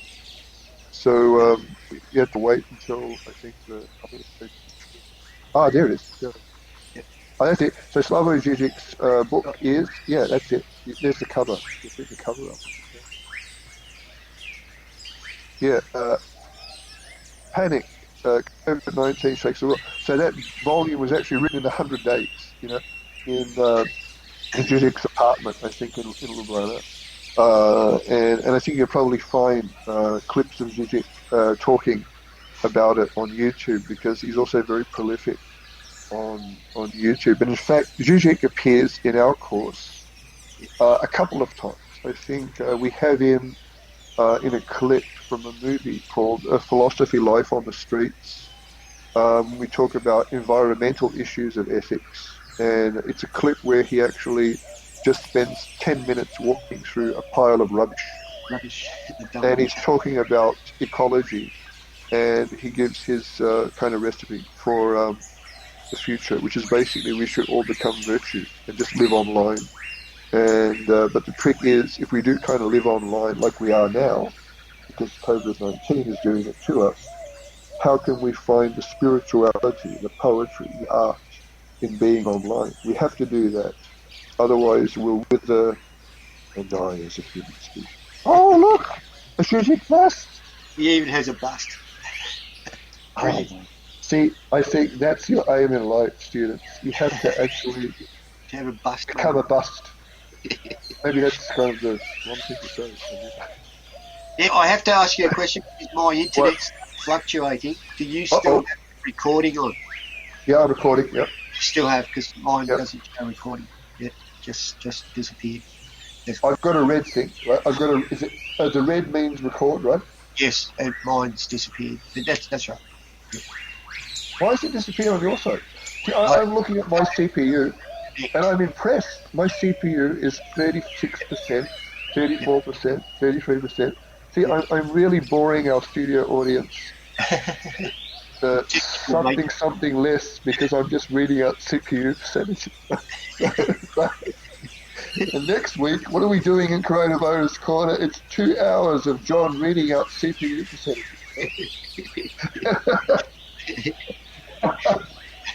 CPU meter. Anyway, I think what Žižek said in that book that he wrote in 100 days was, in order to save the world because of coronavirus, right, we have to kind of develop a new kind of Marxism. And once again, I can almost feel the hairs popping up on the back of your neck, Ilya, when I say that. Yes. I mean, like, what do you think of that? That, you know, somebody saying we need a new kind of Marxism to save the world. I've lived it. I escaped it, and now it's coming back. It's following you. Yeah, You know what it is? my wife's lived it even worse. She was in Romania with Ceausescu. It was even worse than us in Czechoslovakia and Bulgaria. Yeah. We're escaping it, and now it's all coming back. Yeah. Oh, It's like that movie. Have you seen that movie, Ilya? It's a whole bunch of movies called Final Destination. no. Final Destination is basically death follows people around and kind of kills people in weird ways. That's it, you know. And it's actually following them around. So people are kind of running from death, right? It's kind of chasing after it, right? And then death finds new ways to actually get rid of you, right? It's more like you don't wait to die. It gets after you, right? and they did about like half a dozen of these, right? And I think the best one I think that I saw was the last one of the series. It was in 3D, right? And it was so ridiculous the way people kind of talked it, right? Sorry, but I just thought Final Destination, right? What's the ethics of that, right? Well, run faster than death, of course. Right? I mean, like, and I think and I think with you, Ilya, it's almost like there's a final destination with Marxism. Oh, That you don't go to Marxism. Marxism is chasing after you. exactly. It's So, it's a bloody for the nightmare. studio audience, Ilya, apart from looking like Ron Perlman from Sons of Anarchy, he actually lives in a space station called Moonbase Alpha, right? I don't live in a space station because I live in less opulent surroundings. I like to think of my place as being the Millennium Falcon, and the Millennium Falcon from Star Wars. But if you think about it, right? Where does Han Solo and Chewbacca live, right? In an apartment in space. It's called the Millennium Falcon, right? So they do everything there, right? And, so I think I'm I happy. have plenty of space for even the Falcon. Oh, so I can move the Falcon to the Moonbase Alpha, right, eventually. I'll just kind of get. Easily 100 of those here. Not a Ah, problem. now you're bragging, right, Ilya? This is like another thing here that we cover briefly. Sigmund Freud. You know what Freud said? Something envy, something envy. Yeah, And I know. then G I know. rated it, so it's more like it's Millennium Falcon. Yeah. But I can't say Falcon too fast because then it sounds like a rude word. Millennium Falcon hell, you know. You park them here, I'd start selling them.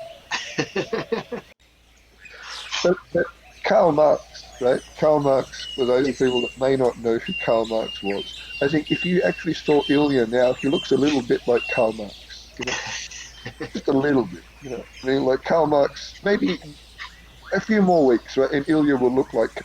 Imagine if Karl Marx was part of an outlaw motorcycle gang, right? Can you imagine that, right? It's like, Karl Marx and Engels, are part of two rival motorcycle gangs, right? I'm thinking that's actually a good, thing for Netflix. Netflix needs to accept anything now because they're hungry for content, right? You should pitch that, Ilya. A 13-part series. It's called Karl Marx Motorcycle Gang, right? Sons of Anarchy Marxism version. But Karl Marx, right, originally was a philosopher. So Karl Marx wrote a thesis on who was a philosopher that we cover in week 2 and 3, and he's about happiness. Forget the mental block, right? It'll come to me.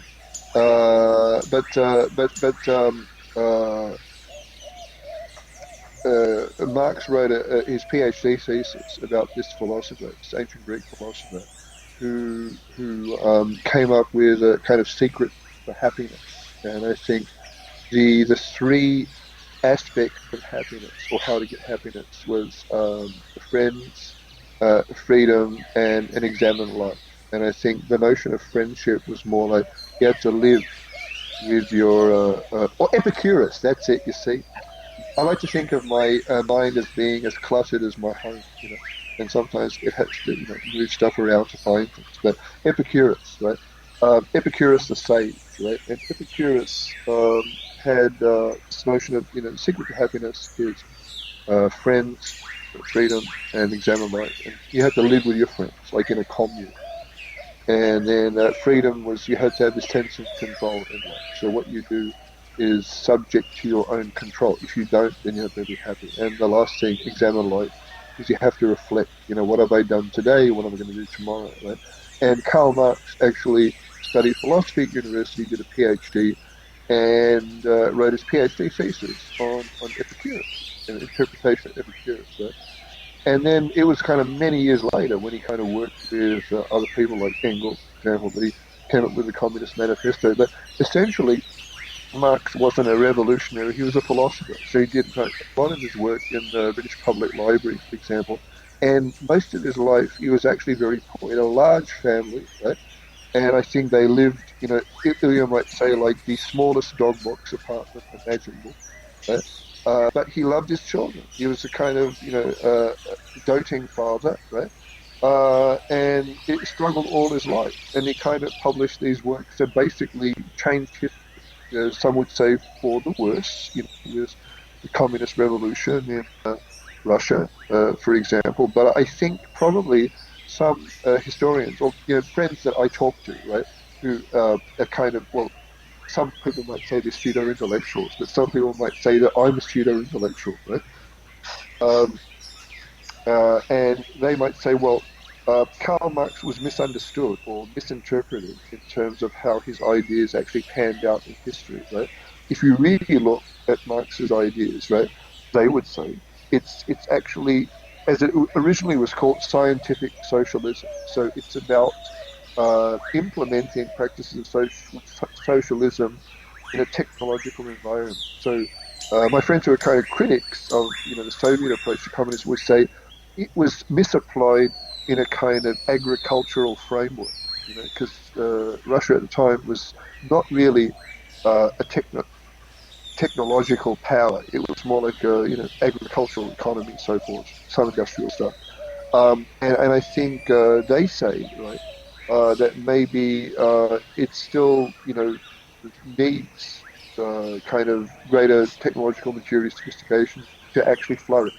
You know. I don't know. So maybe they're just crazy. I don't know. What do you think, Ilya?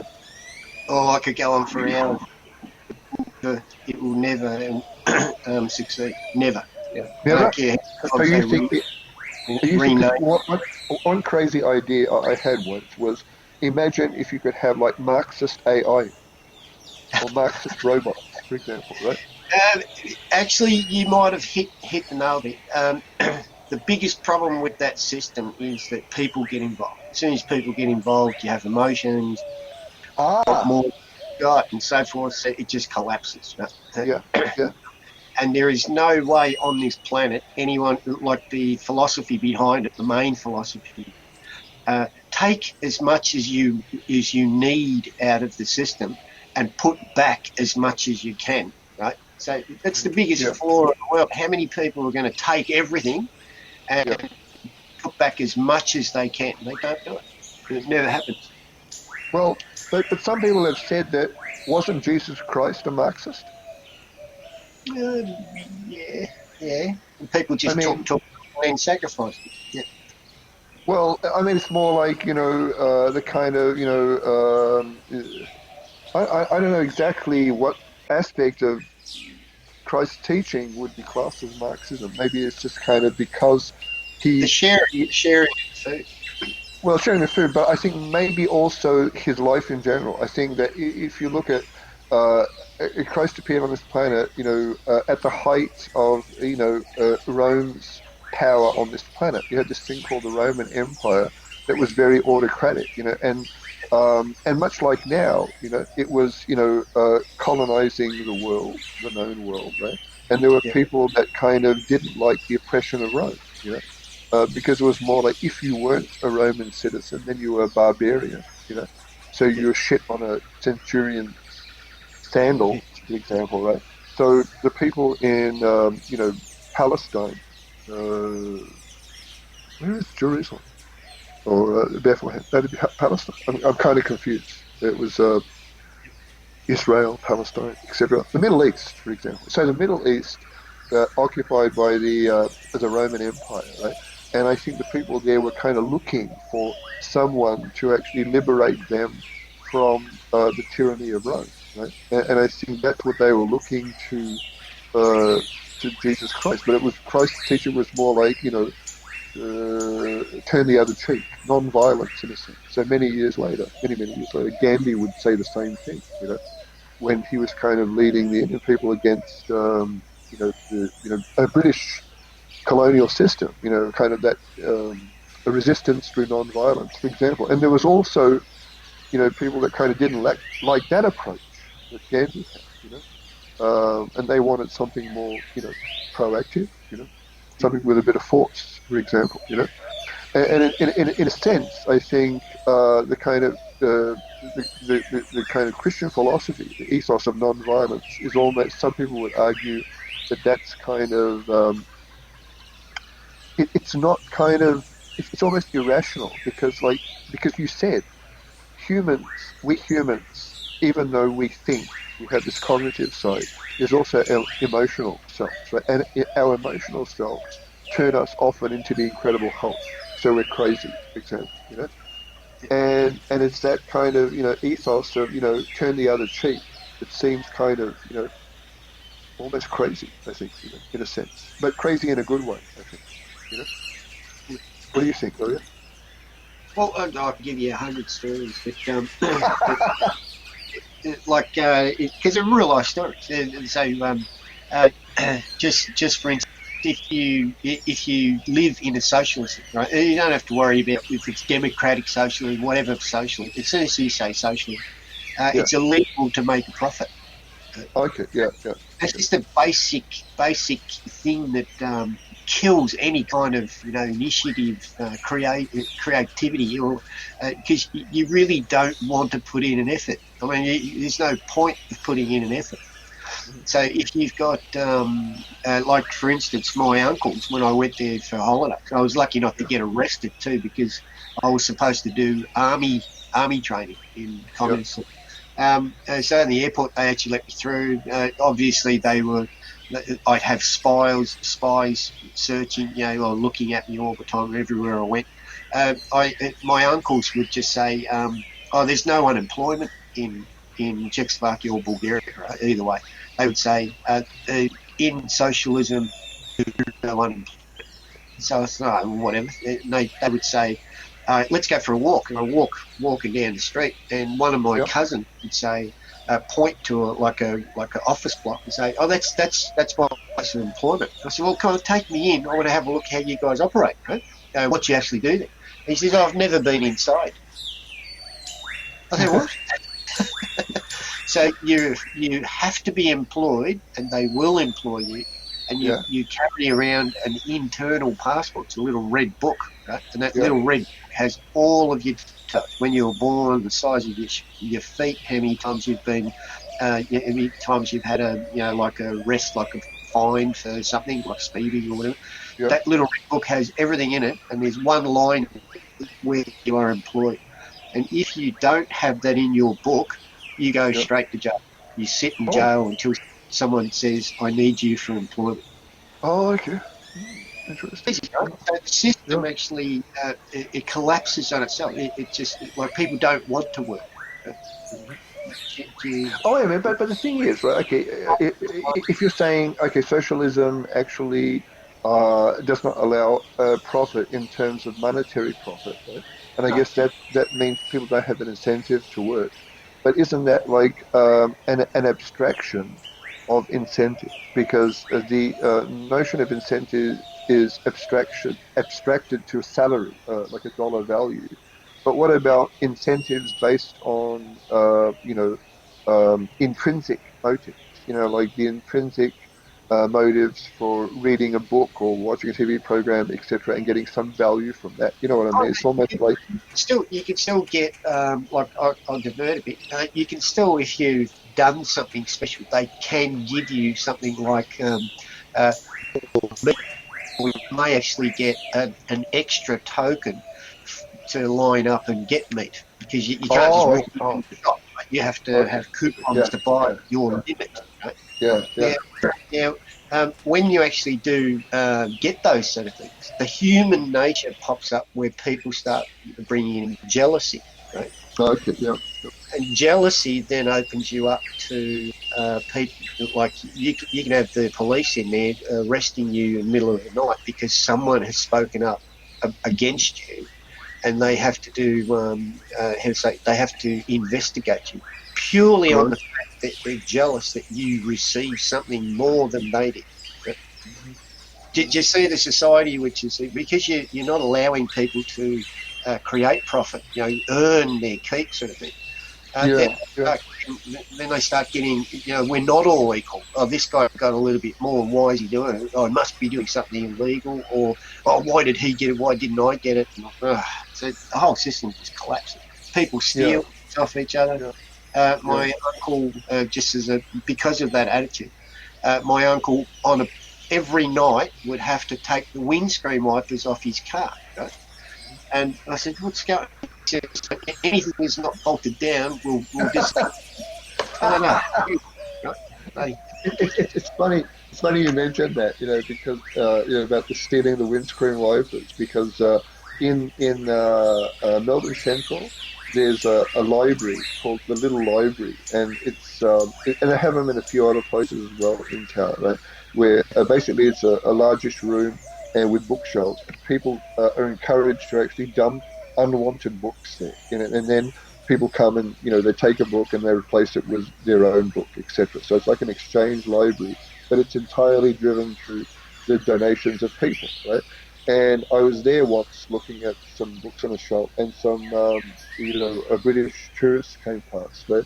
And one of them said, "Oh wow, look at all these books," and nobody around to like patrol and make sure that they're not taken. I said, because if it was back home, there'd be nothing on the shelf, right? Yeah, So they'd be all taken, right? yeah, And the point is like, uh, but maybe that's kind of a metric of what is actually of value for society. Like if you have a whole bunch of books in here and nobody takes them, even though they're kind of they're there and there's nobody stopping you from taking them, etc., and they're still there, doesn't that mean that people don't value them? Because you can take them if you want. If you had a room full of gold, for example, then it would be gone straight away. Am I correct? Because gold is a value, but these books are still there. You know, it's like if you have an item in a department store and it doesn't sell, and then people keep on reducing the price, so it's 50% off. It's they 25. tried the same with education. Ah, People screaming saying, "Oh, free education, free education." So some of the institutes, I can't remember who told me. I have to find the info for you.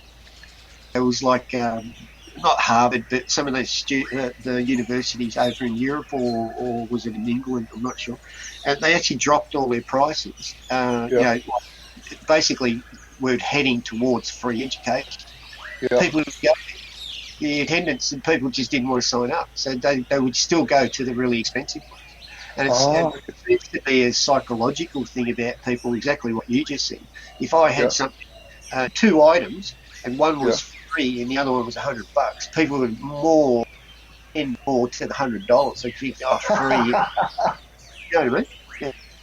And what You about have you, to, Ilya? Would you take the free item or the $100 one? well, I'd be suspect because my motto is nothing in life is free, right? so, so my question immediately would be, why is that free? Right? You always have to chase the dollar, right? So So it could be a virus on it. behind that free, I'm very cautious about taking things people. It's free. Ah, You don't have to pay anything. Yeah, okay. Probably not now, but, but what about the future? Yeah. well, I was in a bookstore, right, that was closing down. There used to be a chain of bookstores in Melbourne called Collins Booksellers, right? Yes. And I think they had a Collins bookseller that was opposite RMIT.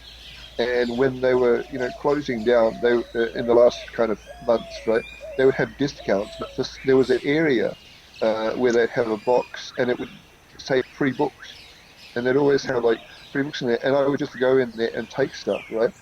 Yeah. And I remember taking the most ridiculous books. The measurable one was, that I took was How to Manage Turkeys. Literally how to manage turkeys on a farm. Right? It's like, why would I even want that? Right? But I took it's free. You know what I mean? Like, and another one was, like like editing techniques for books. You know, like more like typesetting, not like editing as in like if you're editing a PhD thesis, but more like a proper book editor. But a Yeah. nice thick volume, but kind of totally useless, really. But I still took it.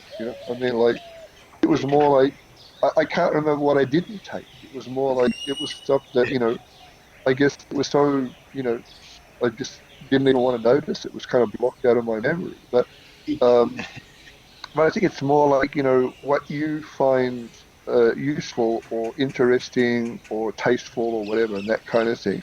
And if it's free, you take it. And if you pay for it, I guess you pay for it because you think it's better quality. But it's like, it's like anything in life, like in retail, for example. People would say, I can go to a store like Target and buy something, like a pair of underwear or something like that, right? And it would Yeah. be very cheap, reasonable price. But I can go to a more upmarket store and pay like 10 times the amount, right? And it could even be underwear that's manufactured in the same place in Southeast Asia, say, right? But only Target gets it and sells it at a cheaper price, and this other outlet sells it for 10 times the price, but slightly different and rebranded. You know what I mean? So it's more like often it's not about the actual item itself, right? But it's about, I guess, the marketing of it, the kind of perception of it. I see. I personally think if it's free, still there should be on my side of things. I always look at it and say, do I actually deserve it? Have I earned it? So even if it's free, I may not take. If I haven't, I haven't. If I don't deserve it, I haven't. Blood and guts is the way I think. If you really, really strive to achieve something, yes, you've earned it, right? But just to get things, a handout, all this, no, that's not me. What about No. the internet? Should the internet be free? Because I worked once with a guy whose brother started up a company, and it was a kind of a fad for a while there, a free internet. And I remember he said, "Oh yeah, here's the URL. They just go there and register, for example, right?" Yeah, But it's more like it was so slow and difficult to yeah. connect and had no use, Performance etc. would be there. There's no money back. Sponsorship, etc., that kind of thing, right? Yeah, And it was more like free internet, etc., that kind of thing. And I remember when they started talking about NBN yeah, and NBN to actually um, open up access to the internet for more people. Because in this course we have a section where we talk about digital divide, which is like I think yeah, social justice in terms of access to technology, so that everybody's on an equal playing field, right? And I think NBN was meant to be that, so people in rural areas could have access to high-speed broadband, which you yourself. I still don't have it. I still don't have it. And I know I could look out my window and it's 150, 200 metres away is my fence. And I can see on that fence it says in the big yellow pole saying Telstra, whatever it is, optical fibre. I cannot connect to it. Amazing. Yeah, and I had written an article once for an Yeah, online publication where I kind of criticized the NBN. This was when they started the project, close to they kind of a few years after they started the project, and I basically said the way they were selling the NBN was kind of wrong because they were selling it as a utopian technology that if you have it, yeah, your world would change, your life would change. yeah, And I was saying that maybe a better thing would be if you had more of a multi-tier approach where people would pay for high-end access, yeah, but the low-end access was, say, low cost or free. What yeah. are you saying, Leah, No, about no, that kind of system? good idea. Yep. Again, if they're selling utopia, and you don't have utopia, which probably 99% of the time you won't, because there will be bugs in it. Yeah, You're not going to be happy. You're not going to be satisfied. But if you say mid range and you've received a Ferrari, oh, you would be really happy. yeah. Maybe that's another approach, right? Marketing point, yeah. I mean, because We're running out of time, John. what? We're running out of time. Oh, okay, sorry. Yeah, I know. We're rambling too much. I just want to make a few closing remarks and say that what everyone who's listening to this should actually do is make sure that they read the course guide and all the assignment specifications, I think, very carefully. And if you do have any more questions, then maybe you can email me. Or next week when we do this again, you can drop some text comments and we could kind of discuss that. Because what I normally find is that the biggest confusion is when people actually don't read the documentation. And as Ilya has often critiqued my documentation as being too much like, government legislation, too many words, as Ilya would say. It's too many words, John, too many words, right? And that's like, but I want to be complete. And it's more like, and often rather than kind of cutting down on words, I add more stuff, I don't know. I think if you look at the assignment 2 specification, it might be simpler this semester. Like, and maybe Ilya can have a look at it and tell me if it is simpler. But at least I tried to simplify it a little bit because with assignment 2, just very quickly, because assignment 1 is the individual ethics report where you kind of exercise your knowledge from weeks 2 and 3. Assignment 2 is 2 things, right? There's a learning journal, like a diary, which you keep from week 3 to 12, right? And every week you make a 300-word entry approximately, where you document your learning experience. So learning experience means whatever is, related to this course from material on Canvas or what you kind of consume yourself from other sources. You discuss, interpret the 300 words. And I suggest that you post it in an area on the discussion board on the Canvas site here. If you have issues with that, because you will kind of think, it's a discussion board, open discussion board, other students can look at it. And I think that's good because, people can share ideas, etc., and that kind of thing. And but if you feel that your privacy is being invaded, you can keep it in a Word document, for example, because we're not marking the learning journal entries on a weekly basis. So what is actually given a mark is the compilation. So all 10 entries from weeks 3 to 12 compiled, put in the Word document, edited nicely, etc. Stuff could be added, and then that's given a mark. The learning journal, that diary, we don't grade it. You give yourself a mark. It's out of 30. If you read the assignment specification, it gives you some ideas on how to grade yourself. So you can only give yourself 4 numeric grade options, right? And usually people don't give themselves a fail grade because that's really stupid. Nobody would give themselves a fail grade. Anyway, you read the assignment spec, you find out more about that. The second part of assignment 2 is what I call live tweets. So in the past, when we were doing this live in classrooms, right? The live tweet was there'd be a task in class, then each student would write down their response to that task, 140 characters or less, like the original length of tweets in Twitter, and then they would read it out in class. And for each of those live tweets, you get 2 marks. It's basically 1 mark writing it down and 1 mark reading it out live.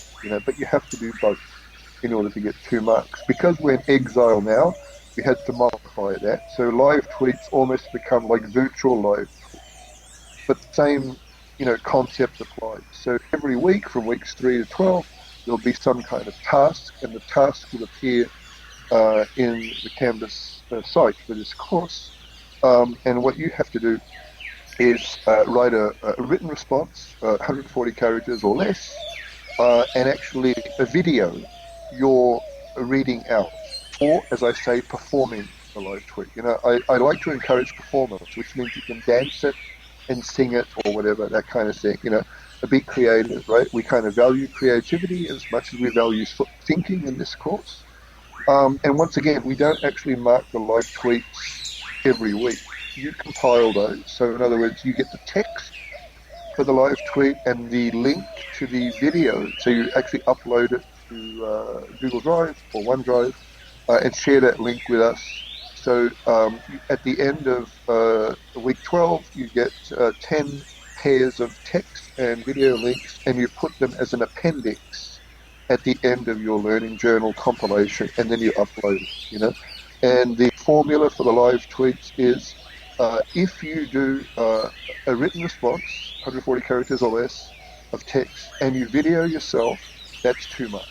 So you get automatically 2 marks for every one of those, right? And the thing is, this is really easy.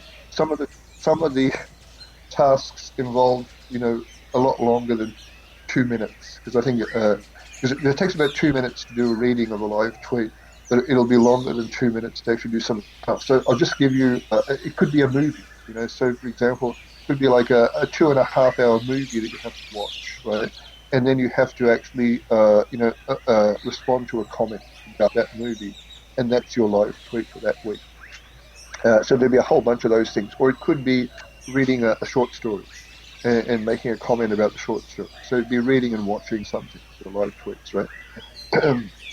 And that'll start in week 3. So it's the learning journals entries and the live tweets in week 3 until week 12.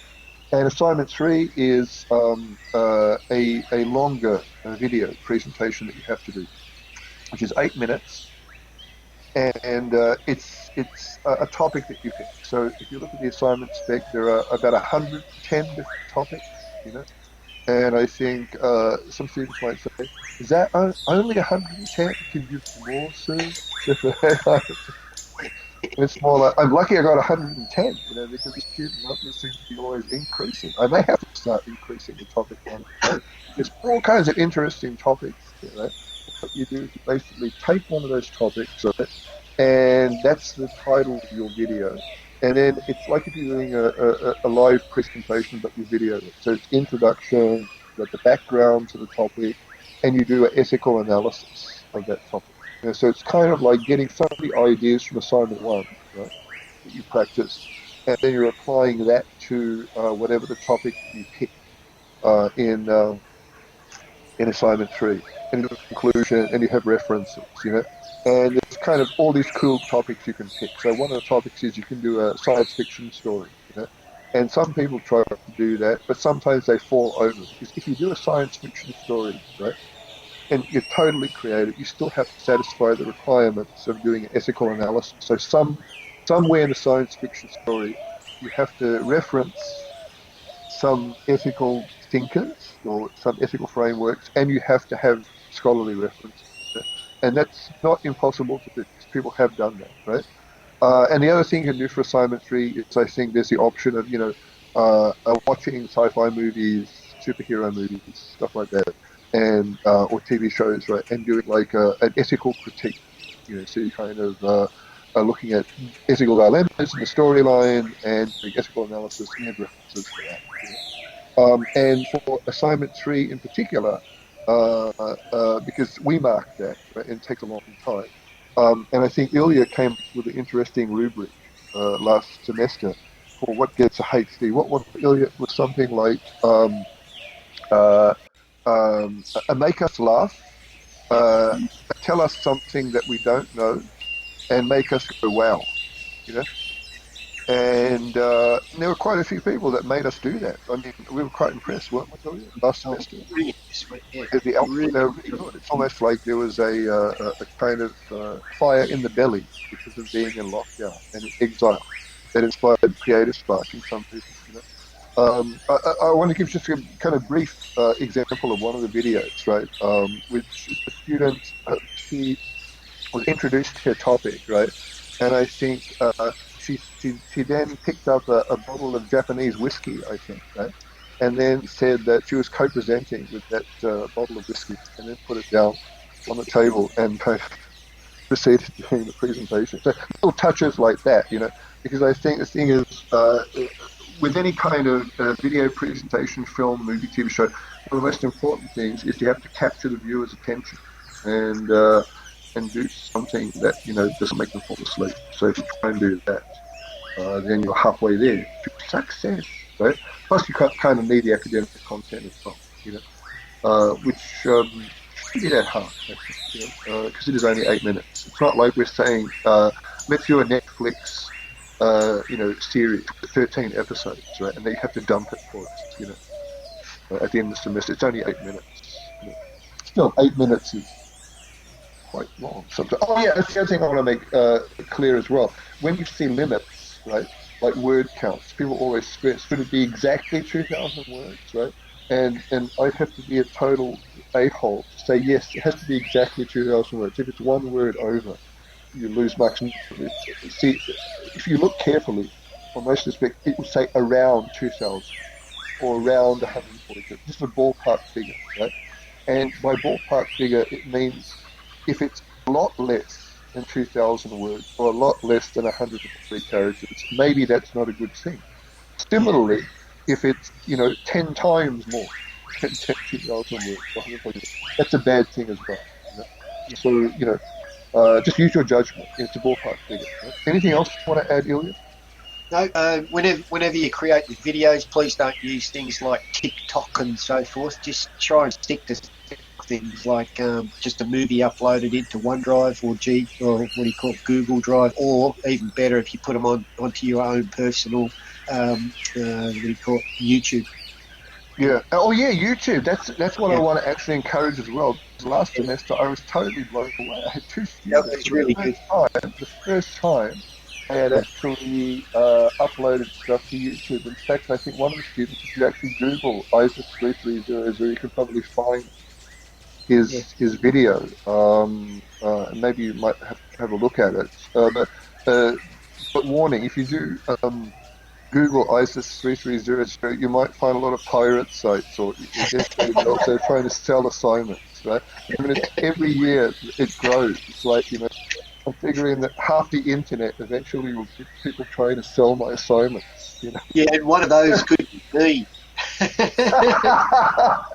It's Oh, more you like, did the answers too. Gotcha. so, so the thing is, it's interesting you mentioned TikTok, Ilya, because we don't have time this afternoon, but maybe in the future we'll talk about TikTok, because TikTok is kind of controversial at the moment, isn't it, Ilya? Yeah, well, Um, they said it was supposed to be banned or blocked. My kids are still on it. your kids using TikTok, yeah? Yeah, they still use it just for fun. Yeah, What do they do, Ilya, for I fun? just sort of like a 3 second video, just play around. You're giving me ideas, Ilya. It's almost like we should be doing, like, instead of a 8-minute video, a 3-second video. Yeah, well, it's some of the ones that they come up with are really interesting. They'll do Yeah, like a zoom in, zoom out on the cat, right? And yeah. you look at it, you think, oh, and then you can cycle it. It's almost psychedelic. Right? You see, Ilya, I think you should actually scrap your PhD and do that as your topic. I'm going to But it tell will have Joan about that. Yeah. And I just, no, I just have to say though, I hope the guys that are online, I hope you guys really enjoyed it today. oh yeah, so yeah. I hope you did enjoy it and that you're not asleep. And Because I know. it's the kind of thing that John expects from us. It's not this, you will become another Socrates. It's really just open your mind up, sit back, just discuss things openly. It's quite good. Yeah, exactly. So it's just every Wednesday expect to witness the same thing. Just a couple of dudes hanging out, having a laugh, and talking about deep, lofty things. So Yeah. that's So there's no necessity for you just to be online and just sit there and listen. You can participate. You can throw things in. Turn that microphone on and just say something. It doesn't matter. Right? yeah. I So mean, test the don't limits of my shy. CPU. Yeah. Test the limits of my CPU. But as soon as it Yeah. goes, as soon as it goes up to 100%, we have to reboot. Bring the whole yeah, yeah. Actually, we can place bets. How long will it be until John's voice kind of cracks up, right? 1.5 hours. Boom. That's it. I guess for this afternoon. So I Yeah. think we'll end by saying thank you, Ilya, and Oh, thank you, virtual audience. I hope you all enjoy it, and watch out for this to be uploaded yep. with some kind of extra thematic content. And Ilyas, we're going to work out what this week's theme is going to be. And anyway, See you, everybody. see ya, bye, thank you, bye. End of show. The end. Thank you.